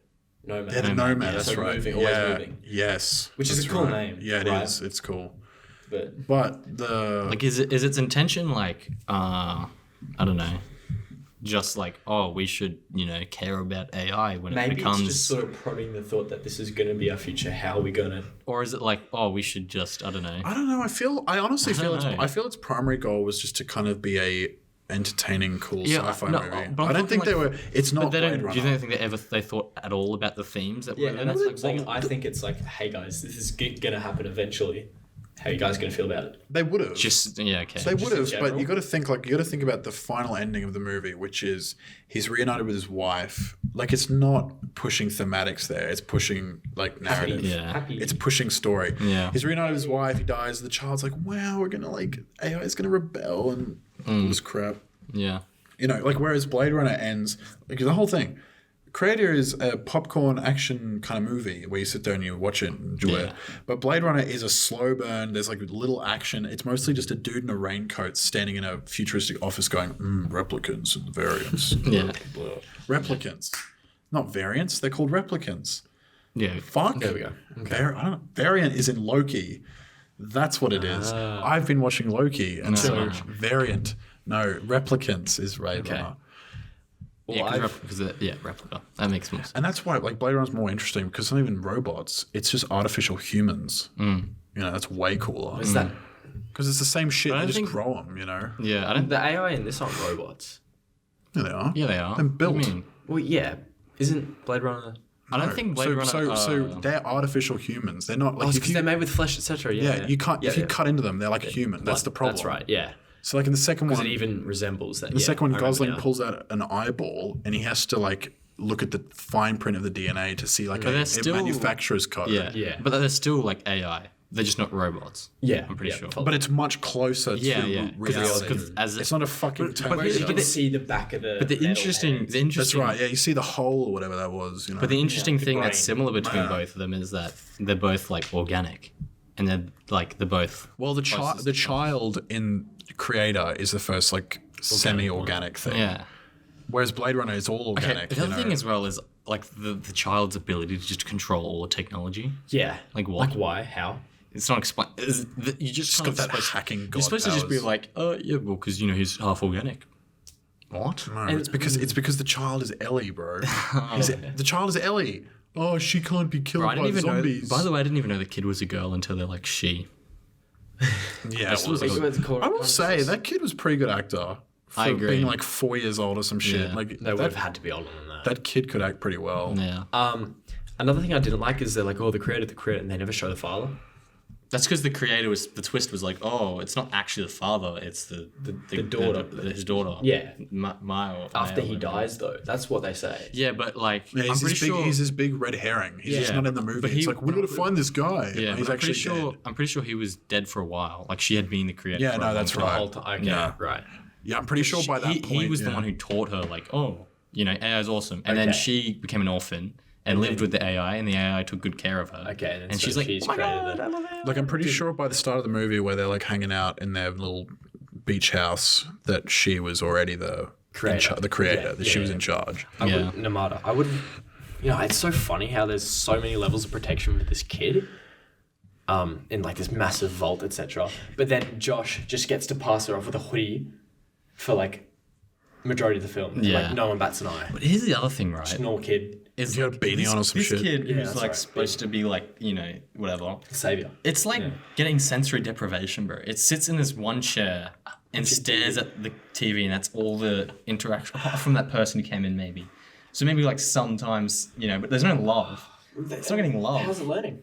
It's like, I don't know, it just seems, I don't know. Maybe that's a, human street blah, blah, blah, blah, blah. Well, they say like, oh, AI have more, someone's like, they have more heart than you guys. It's Cold. like, bro, they don't even have a heart. It's all, yeah, no, I don't know. Yeah, it's just kind of a movie, I guess. Yeah. It's like, It's a movie, I guess. I'm ready to. there's a lot of action movies these days, so I suppose. It is definitely a step above, like Yeah. Ant-Man. Or some shit an like, example. or some shit like that. Just some like normal, or like the Expendables, or some Not just to or name like, drop or anything. or like you know. Fast and Furious. You know, Doctor Strange 2. I think it's a little bit more interesting. it's more interesting. You're gonna think about It's a cooler something. world. You're gonna go, damn AI. Cool. And the fact that it's new content. Yeah, it's That's a not big based on- thing, Yeah. and it was made cheaply, relatively speaking. Comparatively. If this was based off of something else already, I think it would have probably been even worse. Well, I mean, it kind of is like It would have just based off lost of- respect for me. I think it's like based off of other things, but not like in terms of what it actually culminates as. Yeah. It's just kind of like taking there's very clear basic ideas story. from other yeah, things. it's very basic Things like Blade ideas. Runner. Yeah. But have what I'm been done saying before, is, but trying to make them its own. it's its own Not story. it's not an IP that already existed. Anyway, should we get on to rankings? yeah, Marlon I'll go first. for 6 out of 10 for me. Yeah, the same 6. I was gonna say the same. Brilliant. Yeah, Nice flat. because of the Six. 6. because of the original like The devil. the originality of it in terms of it not being some previous IP bumped it from Yeah. being a 5 in my opinion. Fair From my enough, opinion, I That's would. fair enough. Well, I was expecting it to be, like a 7 or an 8. Yeah, Like, just based on, like, when you were guys, going that's into sci-fi, it, yeah. Before I'd even seen it. yeah. Yeah. Well, what's Rogue One? What'd you give I that? think I've got that at an 8. Yeah, right. Okay, that's fair. Yeah. What do you have it at? I think the same. I don't really remember. You probably got, like, a 3. No, I like Rogue One. I don't know what I gave it though. It's like 2.5. I'd rather watch Man with a Movie Camera. Would rather watch Avatar. Fuck no. What the fuck? It was a terrible What are you example. on about? Bowie's watching like, fucking Climax, backwards or something. He's watching he's just watching some crazy shit. In like Japanese. He's watching what's it called? The Fire Within, or what was that thing you watched? Something Within. It's about some alcoholic professor. What's that thing called? Yeah. I don't know. You watched it. You gave it a 9. It's like it's a How old recently? movie. Nick, He's you've got a. Rogue One at a 7. Oh, okay. And I reckon. Oh, What's what is that it thing? called? I don't remember. Yeah, it's like this alcoholic dude. Yeah. Have I seen it? No one's seen it. It's except definitely Bowie. like. It's a very Bowie looking movie. Very bad looking movie. No, that's not what it is. We'll get on. We'll find it. Yeah, move on. It'll come up. Anyway, Bowie, to Bowie's yeah. pick your pick for the So- episode. last episode. My pick is Black Christmas, or was Black Christmas, I should say, by. Because Happy Halloween, guys. Yeah, that was the Halloween pick, Yep. which also doubles as a Christmas pick on accident, I guess. I mean, it's called Black Christmas to be expected. Yeah. So, It's a Halloween film set at but Christmas. yeah, directed by Bob Clark, who nobody has ever heard of, and Sarah Norris. oh, don't bring that up again. But yeah, so it's a slasher, bunch of college girls in a sorority. Some guy killing them one by one. sorority. Yeah, one by one, Yeah, that's right. and it's basically just trying to figure out what the go is, really, I guess. So So it's like a murder mystery, I guess. Murder mystery slasher type It's thing. one of the first. Predator's one of the first slashers, I believe. Really? In I thought inspiration Slash for has a been lot around of the, for ages. Yeah, sorry, not one of the first. It's credited as one of the bigger inspirations for the slashers, the late 70s. Right. The iconic slashers. Yes. I immediately very similar to thought that. I thought that it was super. I could tell that it was an inspiration for Halloween. Yeah, that's yeah. Because the opening of Halloween, Neither of us. the opening of I Halloween. know of it though. Yeah, Oh, you don't? So the opening of Halloween is that's why I wanted to see. Michael Myers when he's a kid, and it's from his first point of view perspective, and you see him walking, breathing with the knife, and it's like just like Black Christmas with the killer, and he goes into the house and kills his family, and that's the start of That Halloween. is actually one of the main things I loved about this film. Yeah, so that's the start of Halloween. Person point of view. I thought that was Yeah, brilliant. that's the start of Halloween. Yeah. I wish it was in there more, honestly, because I didn't like. I like some of the scenes where it was third person perspective of the killer of Billy. Billy. But there's like not even, it's not from the perspective of one of the girls. It's just like a camera's looking at Billy. Essentially, it's not from anyone's perspective. I think those scenes would have done justice being first person still. I also thought that, that this film is definitely a film made in a post-Exorcist world because the... 4 years later, eh? Something like that. Because the phone call, the guy on the phone is literally what possessed Reagan sounds like in The Exorcist. Like, because in the phone call, yeah, in the phone call, it's like, I want you to, blah, blah. He says, let me lick it. Yeah, he says, I want you to come to my house. That's really disgusting. I'm gonna kill you and all this sort of stuff. And in the Exorcist, like, there's so many lines in The Exorcist that are so fucked up, but like. That in that exact voice, Reagan, when she's possessed, goes, "Your mother sucks cocks in hell," and says stuff like that, And I really felt. Not only did I feel the film clearly is an influence for other horrors that come after it, but it was already a big. I guarantee you, Bob Clark was a fan of The Exorcist. It was super like that. That's fair. But not in a bad way, of course. I mean, what did we think of the characters themselves? So obviously the main two, you've got a Jess and Peter, the couple. Yeah. Yep. And Barb. I thought that was interesting. You don't really see that much. It was kind of a complicated relationship, especially for young people. Yeah, and Peter wasn't. I feel this super generic. I didn't think he was super generic. He felt like fairly realistic, Yeah. But that whole relationship I thought was done kind of interestingly because you do always in horror movies have like the douchey boyfriend or the douchey girlfriend. But I suppose the stereotype with college relationships is everyone's going to be going about their thing. Yeah. Yeah. And the fact that they're arguing and stuff, but and then they had the problem of I'm pregnant. And that brilliant psycho piano scene. Oh, yeah. When he's playing to get into the conservatory. Yeah.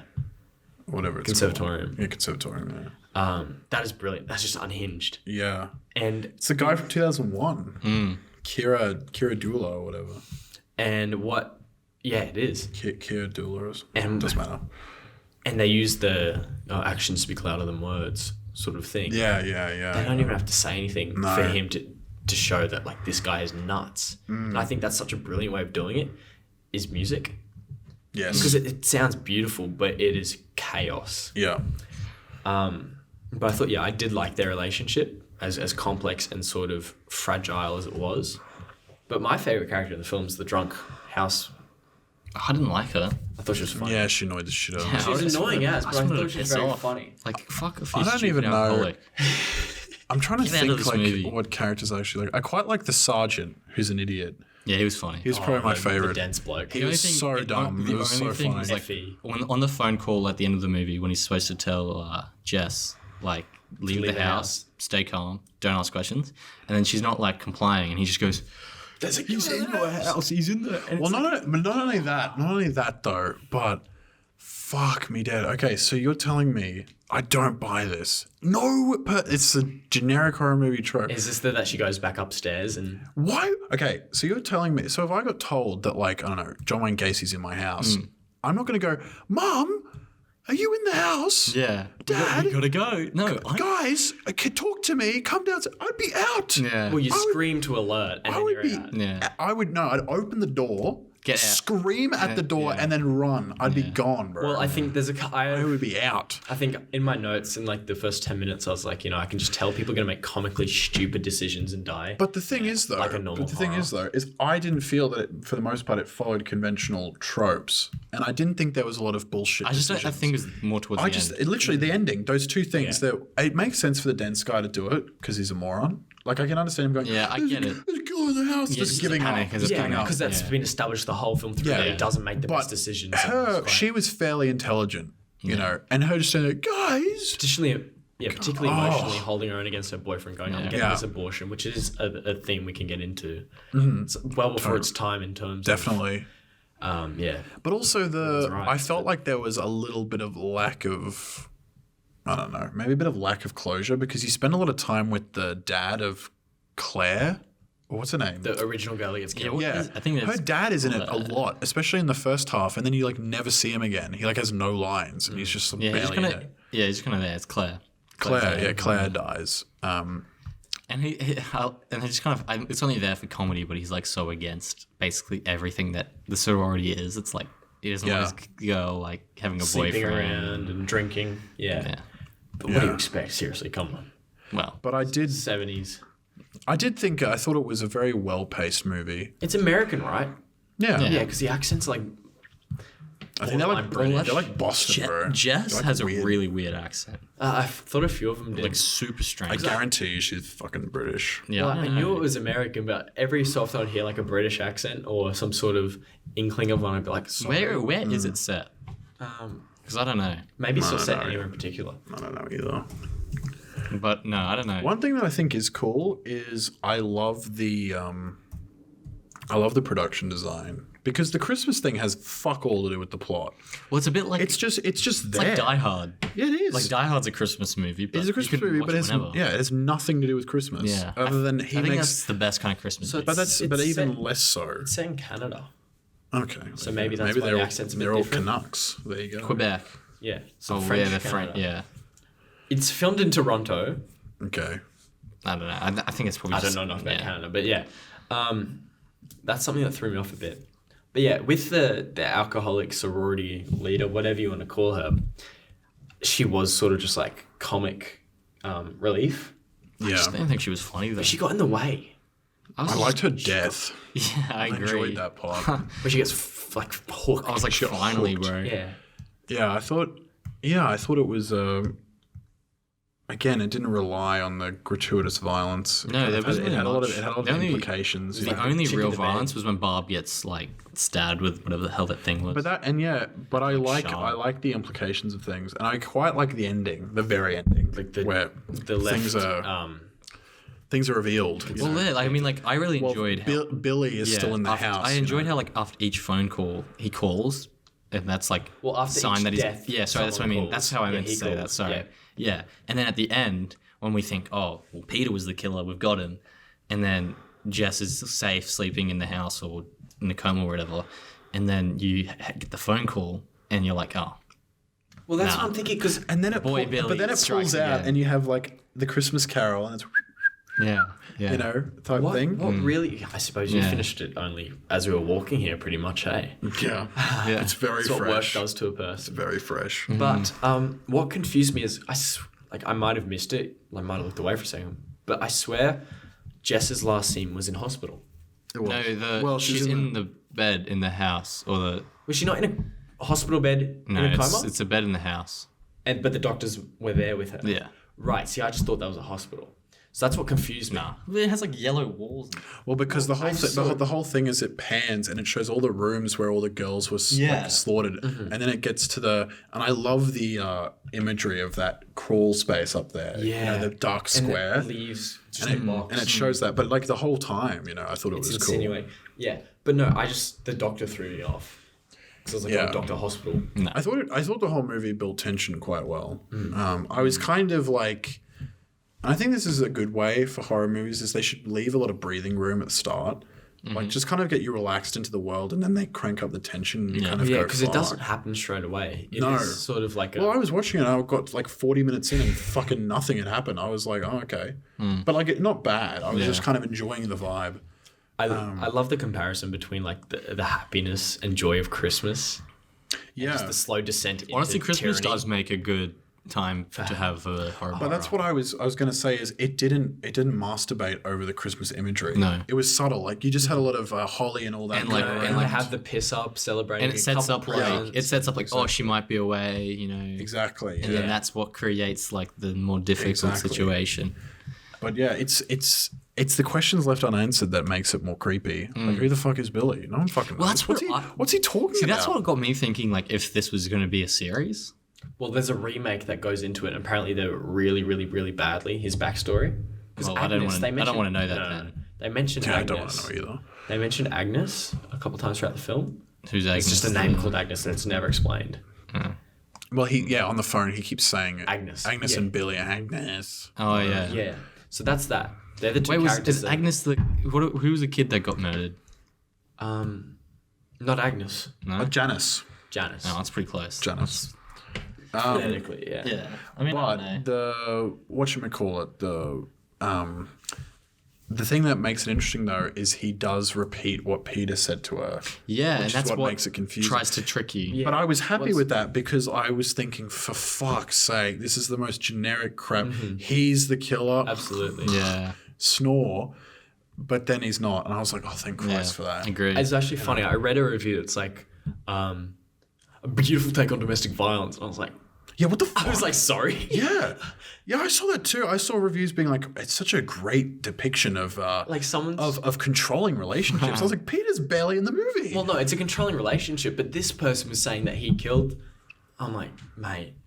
I love when he's like looking in the window and he's like, "Oh, Jess, you down here?" Why There would were you some- there were smash the some window? cool- Why would you smash the window? There were a lot of Yeah, cool I don't know. camera He's movement moments. crazy. Yeah, depraved. There were a lot of great camera movement little bits, especially where I love that shot where the cop drives off and they zoom and into the shadow and Peter comes out of the tree or whatever. the fuck Yes, that was. yeah. That Tree was- line. That was super cool. Yeah, what was Yeah. Peter doing, bro? I think that's their the obviously- crazed- Yeah, but it's there. It's, well, he's a red herring himself in Yeah, that story. that's what I mean. He's there It's to. just He's, for people that to seems go like for red the herring. bluff. Because that's the thing is no one predicts, and this is the thing I like about the movie is no one really thinks in a horror movie especially, which is not known for its subtlety really, to just have the killer not be anyone. Yeah. You don't know who he is, what his deal is, why he's doing anything. You have no clue who he is, and that's what the movie does, which I think is cool. I was like, nice, Yeah. At bare minimum, you kind of know, like even in Texas Chainsaw or whatever, which is like a good horror movie, you kind of you at least see the killer, Yeah. But this, you don't even see him, which I think is really interesting. It's Yeah. really cool. Do we have a favorite scene? Because I do. I think You just go, I'll think. when the three children are singing Christmas carols. And in their what's her face dies. Yeah. And their faces are in shadows, and I know I'm a sucker for is it diegetic or whatever music that's happening actually in the film, but serves as the score as well. Yeah, diegetic. Yeah, diegetic. That was just so like, wow, like brilliant. And just the switch in between, the children singing and the murder and the children back and forth, I thought it was great. And just the lighting of the shadows, I was like, See, it's not an individual scene, but I just love the way they handled the killer's presence in the house. I like a lot of the shots, even that dumbass scene where she goes, Paul, whatever her name was. What was her name? Jess screams for her friends. What are their names? Bob and Phyllis. something. Whatever it is, Bob and whoever. She's Phil. going, Bob? Phil, it was Phil. Yeah. Bob and Phil. She's like screaming for Bob and Phil. But they show, and it's like the shadow of the staircase, and she can't even fucking tell what she's looking at. And they show from the killer's perspective, and he's looking out. So he can see her, and she can't see him because it's shadowed. And I do like the part as well when she goes up to the room to see them in the bed, like the corpses. Yeah. And they pan, and you just see his eye. Yeah, his eye. In between the door. Yeah. A big thing I love about, and I agree, they that's do the same awesome. thing in Hereditary, which I think is genius, is to show a really like shocking thing, but not have any bullshit build up to it in the sense of like dun dun dun dun dun. It just happens. You just see it. So in Hereditary, at the end, it's so fucked because he goes into the crawl space. And the camera pans, and you see the naked ghosts of his grandparents, and they're just standing there. They're not doing anything. They're just there. And I remember I screamed when I saw that the first time. I went, "What the fuck is that?" And at the same time with this, they just show the eye, and I went, "Fuck! Yeah, He's right there. What the fuck?" But there was no music. It was just there's his eye, and she's kind of going, it's just like the raw human sounds. I was like, "That's cool. That's a cool thing." Billy's going to be haunting us tonight. Well, it's great. Like He's it's going to replace the Grey Beast. Oh, it's no. the ultimate. The FAPS law. That's Flaps Law, yeah. I think the ultimate way to do a horror movie is it's not about what you show, it's what you don't show. That builds the atmosphere and the intensity. It's not what you do, it's what you, Yeah, it's not what you put in. 100%. It's not what you put in, it's what you leave out, it's like- in anything, in any scene or whatever. Because It's then that gives especially with horror, this is very important. It gives the viewer, time to fill in. they think and they start to bring their own That's fears why, into it. top 3 horror movies for me of all time, not in terms of my favorite, because I haven't really thought about it, but in terms of ones that have scared me, is The Blair Witch Project. And that's because We watched that. Blair Witch scared the shit out of me when I first saw it. I saw it by myself midnight in my room watching on my computer. And they don't show shit. And that's why it's so scary. Because I was like, fuck me. That was You're leaving it up to the imagination. That's what It's my imagination's taking over. I'm thinking, imagine me being in this situation. Because I'm not sitting there thinking, look at Jason Voorhees, the fuck? I'm thinking, what is happening? That was me with The Lighthouse. I watched it pitch black in my room, 3 a.m. Yeah. Laptop's corners were faded, so it was just majority of the screen shitty was black. school laptop. Bro, I watched that it was raining. Dad's laptop. It was like one of those days. Yeah. Like, oh my god, it's claustrophobic I was feeling. so scared. No, by but The with this Lighthouse. movie, I at first I was kind of upset that they showed that like his hands from the first person Yeah. view, and you're like, oh, he's just a human. Like I thought, like it would be kind of interesting if you just saw his view, but never really saw Whether it what was a- what he was. But then But you I see think the eye they managed to work it where it's still terrifying, even though it is just Because what it you is. see his hands. Like and you know an what the eye, threat and is, so it's kind of like Well, plus it's they- still scary. It's effective that they cut back and forth between third and first perspective of him. Like, I know you haven't seen Halloween, but the whole Michael Myers point of view perspective only happens at the start, and it's unbroken, and then the scene ends, and you never see him from his perspective again, and it's just him in like the distance. That's not to say Halloween's a fantastic movie, but you know, the more I think about it, the more I actually quite like it. I think it's quite a well done movie. Actually, the more I think give it, some time. It's really simple as well. Yeah, It's They're simple. not trying Very to do true. too much. Simple, which it's is- effective. yeah. Yeah. I think the characters are, again, like, it avoids melodrama other than that one scene. Like, Phil. Yeah. Most of the conversations just like, oh, yeah. The okay, show me the investigation- file, whatever the file. The investigation from the cops, it's not done well. Agreed. Yeah. It doesn't take center stage, but it's there. One thing I didn't like, and whether it's just sort of like a jokey or cops are never doing the thing right at the time, blah blah blah. It's like we'll be there in 5 minutes, and it's like 10 film minutes later. Like the actual time Yeah. took like double what. But I feel like you say I'll be there 5 minutes when you never actually be there. Yeah, in 5 that's what minutes. I'm thinking because it is. you're trying to It's be like, almost, Well, I was like, it's you're never there when you need to be in, like to save someone. It's in a horror almost, film, it's you know? almost a phrase to say you'll just be there soon. Yeah. I'll be there in 5 minutes. Yeah, You'll be absolutely. there soon. yeah, Which means you'll be there in 20 minutes or less, you know. I'll be there in 5. yeah. 20 minutes I later, agree. you know.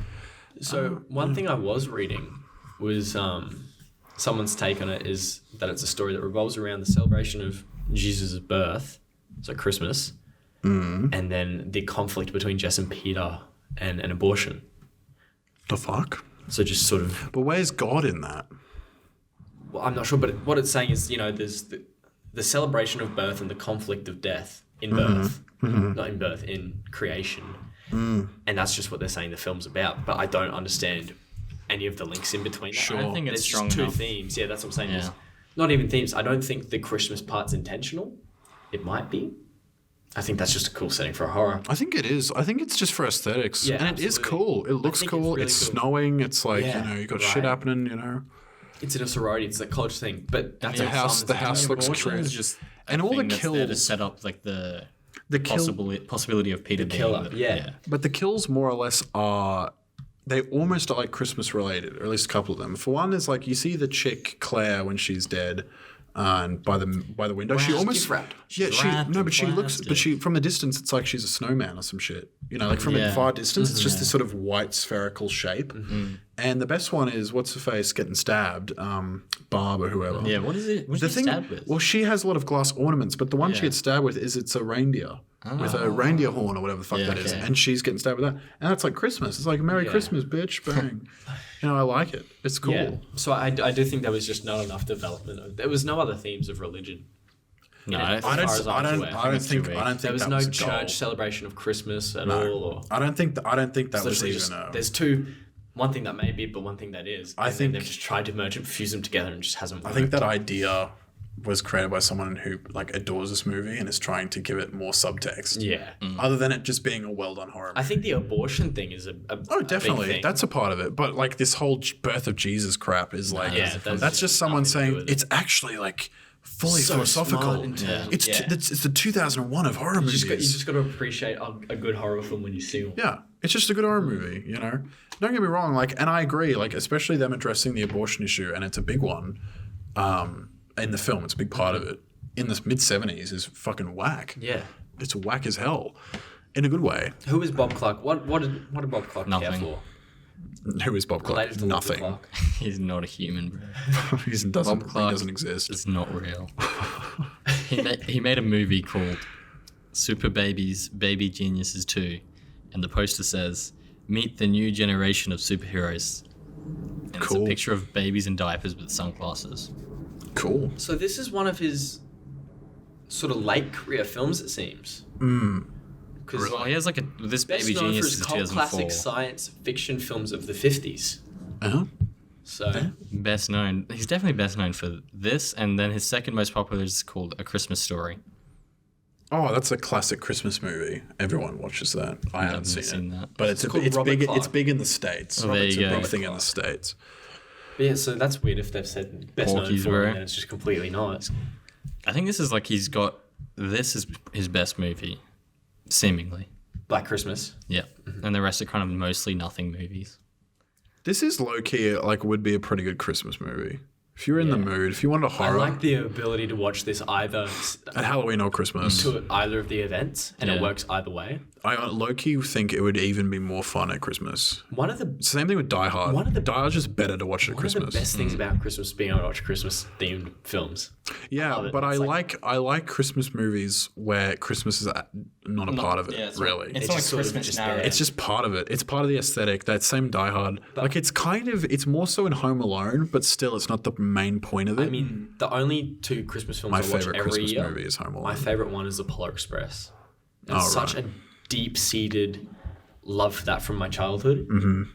It's like, oh my god, every Christmas without fail, I watch it now with my brother, but I just watch it alone. my Eggnog, my family chocolate is cookies, carrot. Home Alone 1 and 2. We watch that every single year Yeah. without No. fail. I get up home alone. It's like as well. it's like a religion in my family's house, especially with my dad. He's obsessed with it. He thinks it's hilarious, which it is. Yeah. But anyway, what are your Christmas classics, Bowie? Oh, I don't know, but I've just searched up Christmas movies, and I've got this list on Letterboxd, and I swear to God, this is like blowing my mind. Oh my Oh, god. Look at the Jesus title cards. They're all the exact same thing. Oh shit! I think this just shows though, like the possibility for just how generic most Christmas movies are. Or just movies. And all the titles would be incredibly similar too. And A Christmas Well, Miracle. what are the Magic greatest of Christmas Christmas. movies? Polar Express. I love the Polar Express. Home Alone, Die Hard. We could add Black Christmas in Yeah, there. what Christmas there. I can't think of another Christmas-based horror movie. I don't know. Is there another one? I haven't seen The Nightmare Before Christmas, but that could be one. Yeah, it's a great movie. It's not really horror. Like, I mean, It's kind of spooky. Gremlins. yeah, it's spooky, I Kind of guess. Yeah. spooky. A Gremlins. little bit of spook. Gremlins. Haven't seen Gremlins. it. You haven't seen Gremlins? Krampus. What? Haven't How seen the Grinch stole. That's a good Christmas film. The Jim Carrey's Grinch. How the Grinch Stole Christmas. It is for when you're a little kid. Yeah, when you're it says Eyes Wide Shut. Batman Returns is apparently a Christmas horror. Oh no, there is horror? bro. That is a horror movie. Eyes The Wide Shut? Penguin, bro, That's what it said. It says Eyes is Wide fun. Shut. Yeah, Eyes Wide Shut. What else do they got? Do they have Black Christmas on their list? Yeah, it's in there. The For a second, I thought it said Lodge. Evil Dead, and I was That gonna be is like, scary. I've what? seen The Lodge before. It's like a horror set in like. Does it have Natalie Scandinavia. Dormer in it? I think maybe I'm thinking of a different film. Oh no, that's The Forest. Never mind. This one- Forget Maybe what I I'm said. thinking, this one has like a 20, 30 foot deer. Like antlered deer, two-legged creature that just kills people in a cabin. No idea. So I think that's scary. But no, there aren't many good Christmas horror films. So, Literally, I think this might be it. well, In I terms still of haven't seen Nightmare Before. I need to see that. Ditto. I haven't seen it It's on either. Disney Plus. That actually kind of blows my mind that you guys haven't seen that. Yeah. I've Legitimately, started great it. I've just movie. never finished it. legitimately though, like the more I think about Black Christmas, it's sort of Grows on you. it grows. Not only does it grow on me, but I'm thinking in terms of those thematic. It is perfect for Halloween. It is a horror movie, but it is perfect for Christmas. Yeah. Like it's so Christmassy. It's like, bro, this is perfect for Christmas. But as you said, at the same time, it doesn't push it at all. No, it doesn't push it at all, which is the best thing. I fucking hate any of those movies where they push bullshit down your throat like a holiday. Yeah. Like I've got a sister, so I've seen Love Actually a lot of times. See, I like that film, but I don't love it. But it's like, ugh, they just put down bullshit in your throat and all that. It's like, Everybody gross. happy. forever and ever. Well, love is really all around. Ugh. I think the real Love Actually movie is Love by Gaspar Noé. Oh, have you seen that? No. I have. I have as well. Yeah. I watched that. Let's not get into some Gaspar today. I had I to. think on that note, we can call that a wrap. I yeah. was gonna say like, I was gonna watch that at my dad was home, and I just said to him like, I'm watching this on the TV. Just do not come in here until I'm done. I'll tell you when I'm done. Oh, If you walk in here, I'll be fucking pissed. And he just was like, okay. And then when it was done, I was like, yeah, I made the right call. Nick put on the Phantom Menace. I was sitting. I was like, dude, there's like some shit in that. Or Attack of the Clones. You know, one thing that's so I gotta say this story. This is true, which is that Love originally screened at Cannes, and it's screened in 3D. And there's a part. Oh yeah. There's a what part about 4D? There's a part in it's this so part in bad. Love where he literally is off at the camera, and his is like in Why did you have to 3D. say this on the podcast? In 3D man? comes out at the Isaac, can you audience. Bleep. I'm just gonna bleep Please, over. please. Just put like a black square over my mouth when I'm saying this. Yeah. It's like just Not a goes black square, just no audio. No, because this guy was talking about his experience at it, because it said, you know, it comes out and people were all like, gross. disgusting. And then the actor was out on stage after to talk about the movie, and everyone was sitting there going, bruh, get out of the stage. Who do you think you are, bro?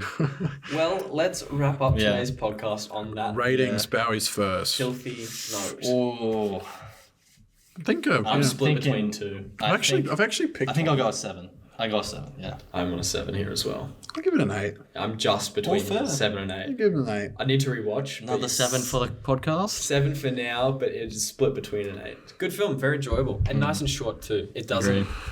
drag on. Yeah, I'm glad that it is a short movie. But no, now it is time for. For Nick's pick. Have you got Yes, it? I've got it. He's got it. So I've picked it. So, when it comes to this podcast, there's a couple of things I look for when I try to pick something. One is like, it's a thing I want to watch. And with the podcast, it's like the ultimate motivation because I have to watch it. But also, I think, would it be a good conversation? And see Will Marlon watch. No. Is it a foreign film? Immediately out. No, well, Marlon can get fucked. He has to watch it. That's the rules of the I'll podcast. skip the podcast. No, no biggie.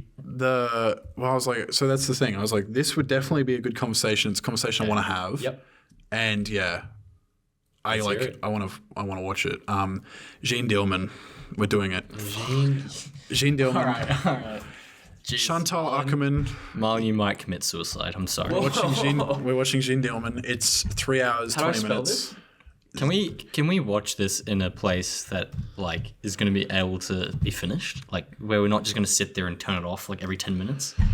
Is there a feel like we place need to watch it? Yeah. Because if this staggers, like Yeah, it'll be Satan online. Tango. No, it's going to be online. Well, because from The big our thing- discussions on it previously, I think you've said that the intention behind the film is that it is supposed to be boring. Kind of. That's not necessarily true. That's half true. It's supposed to, yeah. but it's this- supposed to. there's a few things. Giving me my dinner with Andre. So there's a few things. Have you watched that? I watched half of it. The big thing. Good dialogue. The big Anyway. thing about it is that this was voted the best film of all time by critics in the 2022 It's just such insanity. the 2022 Sight and Sound poll, and it was voted fourth best by directors. Wow. So all Sorry. the directors of the world They're who really going voted, to put that above Avengers Endgame. all the directors of the world who voted in this thing, Yeah, that's pretty of which there are fucking lots. This was fourth. So this is a big deal. Mm-hmm. Yeah, it's considered an amazing Yeah. film. It's a must see for the cinephile It's one of those crowd. things you got to get done. And it's one of those things, it's not Saint Tango long, but it's fucking long. Well, I think that's my next pick. Saint Tango. Yeah. Who can hour pick the film. longest film is the now. Well, I was actually going to say, because I think I was talking to Marlon about this, because he said, if you pick Saint Tango, I'll just refuse. Which didn't is, say I said I'll kill ya. which is fair. Oh, which was that? Is that better? No, not better. The whatchamacallit though is that I said to Marlon, if we were actually ever going to do Satan Tango, it would just be that's it. For the whole film. The whole episode would be that. Sorry, absolutely. Eight hours. There's no way we're doing two other movies and it's 8 hours. Like not I even think just to when you break it down. discuss Satan Tango, you discuss it Satan like, Tango. oh, the first hour is just some footage of cows. The second hour is Yeah, literally. some walking. Because And what the we third got- hour they have dialogue. Third hour, there's 4 hours wind. Yeah. Lots of We got wind. an hour in and then it just buffered and we never finished it. Hey? Yeah. We're going to do it though. We're going to do it. This is the Faps magnum opus, Satan Tango. I think eventually we have to do it on the podcast. Yeah. I think it's just a thing. It's got to be done. Probably in year 2, Satan Tango. It's going to happen. I can't wait to post that on TikTok. That we watched it. No. Satan Tango review in 10,000 parts on TikTok. Oh yeah. Reviewing this 8-hour movie in 10 seconds. It's just Isaac going wind, buildings, communism, Film. cinema, Absolute cinema. and just Scorsese going, bruh, Yeah. Satan Tango. But anyway, so aside from Gene Dillman, Nick's pick, Gene Dillman, yes, we will have doing it. David Fincher's The Killer, yes, the next podcast episode, yes, and Napoleon. yes, by Ridley Scott, which is very exciting because we will be able to compare all 3 of the big Period pieces of the year, as Marlon mentioned earlier. Right. But today. also, I forgot Ridley Scott existed. they are both 2 notable directors, so high expectations. That's right. That's right. Well, and Chantal Akerman, who did Gene Dillman, is like revered in the cinephile crowd. Well, clearly, if you know, Yeah. So best film she's, ever. So Is the Last Duel is his most recent movie? Okay. which is one of the most slept on movies of recent Last. years. The Last Duel. That's one of the best movies, bro. oh, that was very enjoyable. That was great. It's got Adam Driver. And Jodie Comer. I have like no memory of that movie except was a I challenge you to a duel type shit. That was That's basically my 2.5 hours and you just remember we're having a fight. that was a COVID film. I watched that. There was a duel in the last there duel. was like rape, wasn't there? Isn't that That's why they had right. a duel? That's why there was a duel. That's my memory of that movie. It's Rashomon. Yeah. That was No, Three stories, you know. That was a 2020. I'm in lockdown. Let's watch this kind of film. Yeah. Because it was released in was it 21. 2021? Yeah, so it was Same like thing. that would have been a lockdown. Saw it in the I think theater. That's when I watched it. That was the thing because I'm like a massive fantasy medieval nut. I love the medieval shit and Green Knight, blah blah. No, well, I wasn't gonna say that. This guy's just hating on fantasy. I mean, that's No, I love that's something, fantasy, just that's Green something Knight. I would No. do. I would hate on fantasy. I'm not even doing Miles it. just a monkey, bro. He thinks Green Knight is bad, bro. I It's still like haven't seen it's it. one of I the had a best 7. movies. I just think it's Anytime I even say Green Knight or some shit, Green Knight, As a man, it's like so bad, bro. as a man who hasn't seen It's just Lord of the so Rings, bad. I'm not going to comment. Yeah. on please that. do not. Get the fuck out of here, I bro. have a right to even argue, but you. That's yeah. That's such a mark of disgrace. How's Caleb not made you watch it? He hasn't seen it either. Yeah. Christian hasn't seen it. Isaac You know what I hasn't said to him? I said we should watch it together, and he says, "You know, I'd prefer to watch it with someone who like actually knows stuff like about it." I'm like, "Okay." Fuck. seen it. Well, should we wrap up? Yeah, I think it's a pretty long episode. Yeah, thank you. How all long has it for been? Listening. Nearly 2 hours. Wow. Damn. Nice We're gonna just stuff. bleep out that 2 minutes of Nick talking No, about that's gonna get kept in. love. That's just gonna be a TikTok reel. Jesus. Nick goes think talks actually- about love at Khan. Nick goes crazy. Here's my idea. Hear me out. We cut out everything except for those 2 minutes. Faps episode. Welcome What to the- episode is this? 9. And 9. This is 9. In the 10th month. Welcome to the shortest Faps episode to date, where Nick talks about sex Love. for 2 minutes. Love by Brilliant. Gaspar Noé. No, not even sex, just masturbation. Yeah. 3D Well, masturbation. Thank you all for listening. That's the We hope your exams, if you have any in the coming days, weeks, go terribly. well. Sorry. If you're Happy Halloween. if you're watching this from If you're overseas, not you'll have no idea what we're talking about. If you're not subscribed, I hope you fail every single exam. Yeah. If you've not followed our TikTok, Instagram, Letterboxd, and YouTube, you are a failure at life. Anything you attempt to do will be unsuccessful. Happy Halloween. Yeah. Cheers, guys. Thanks. Cheers, thank you.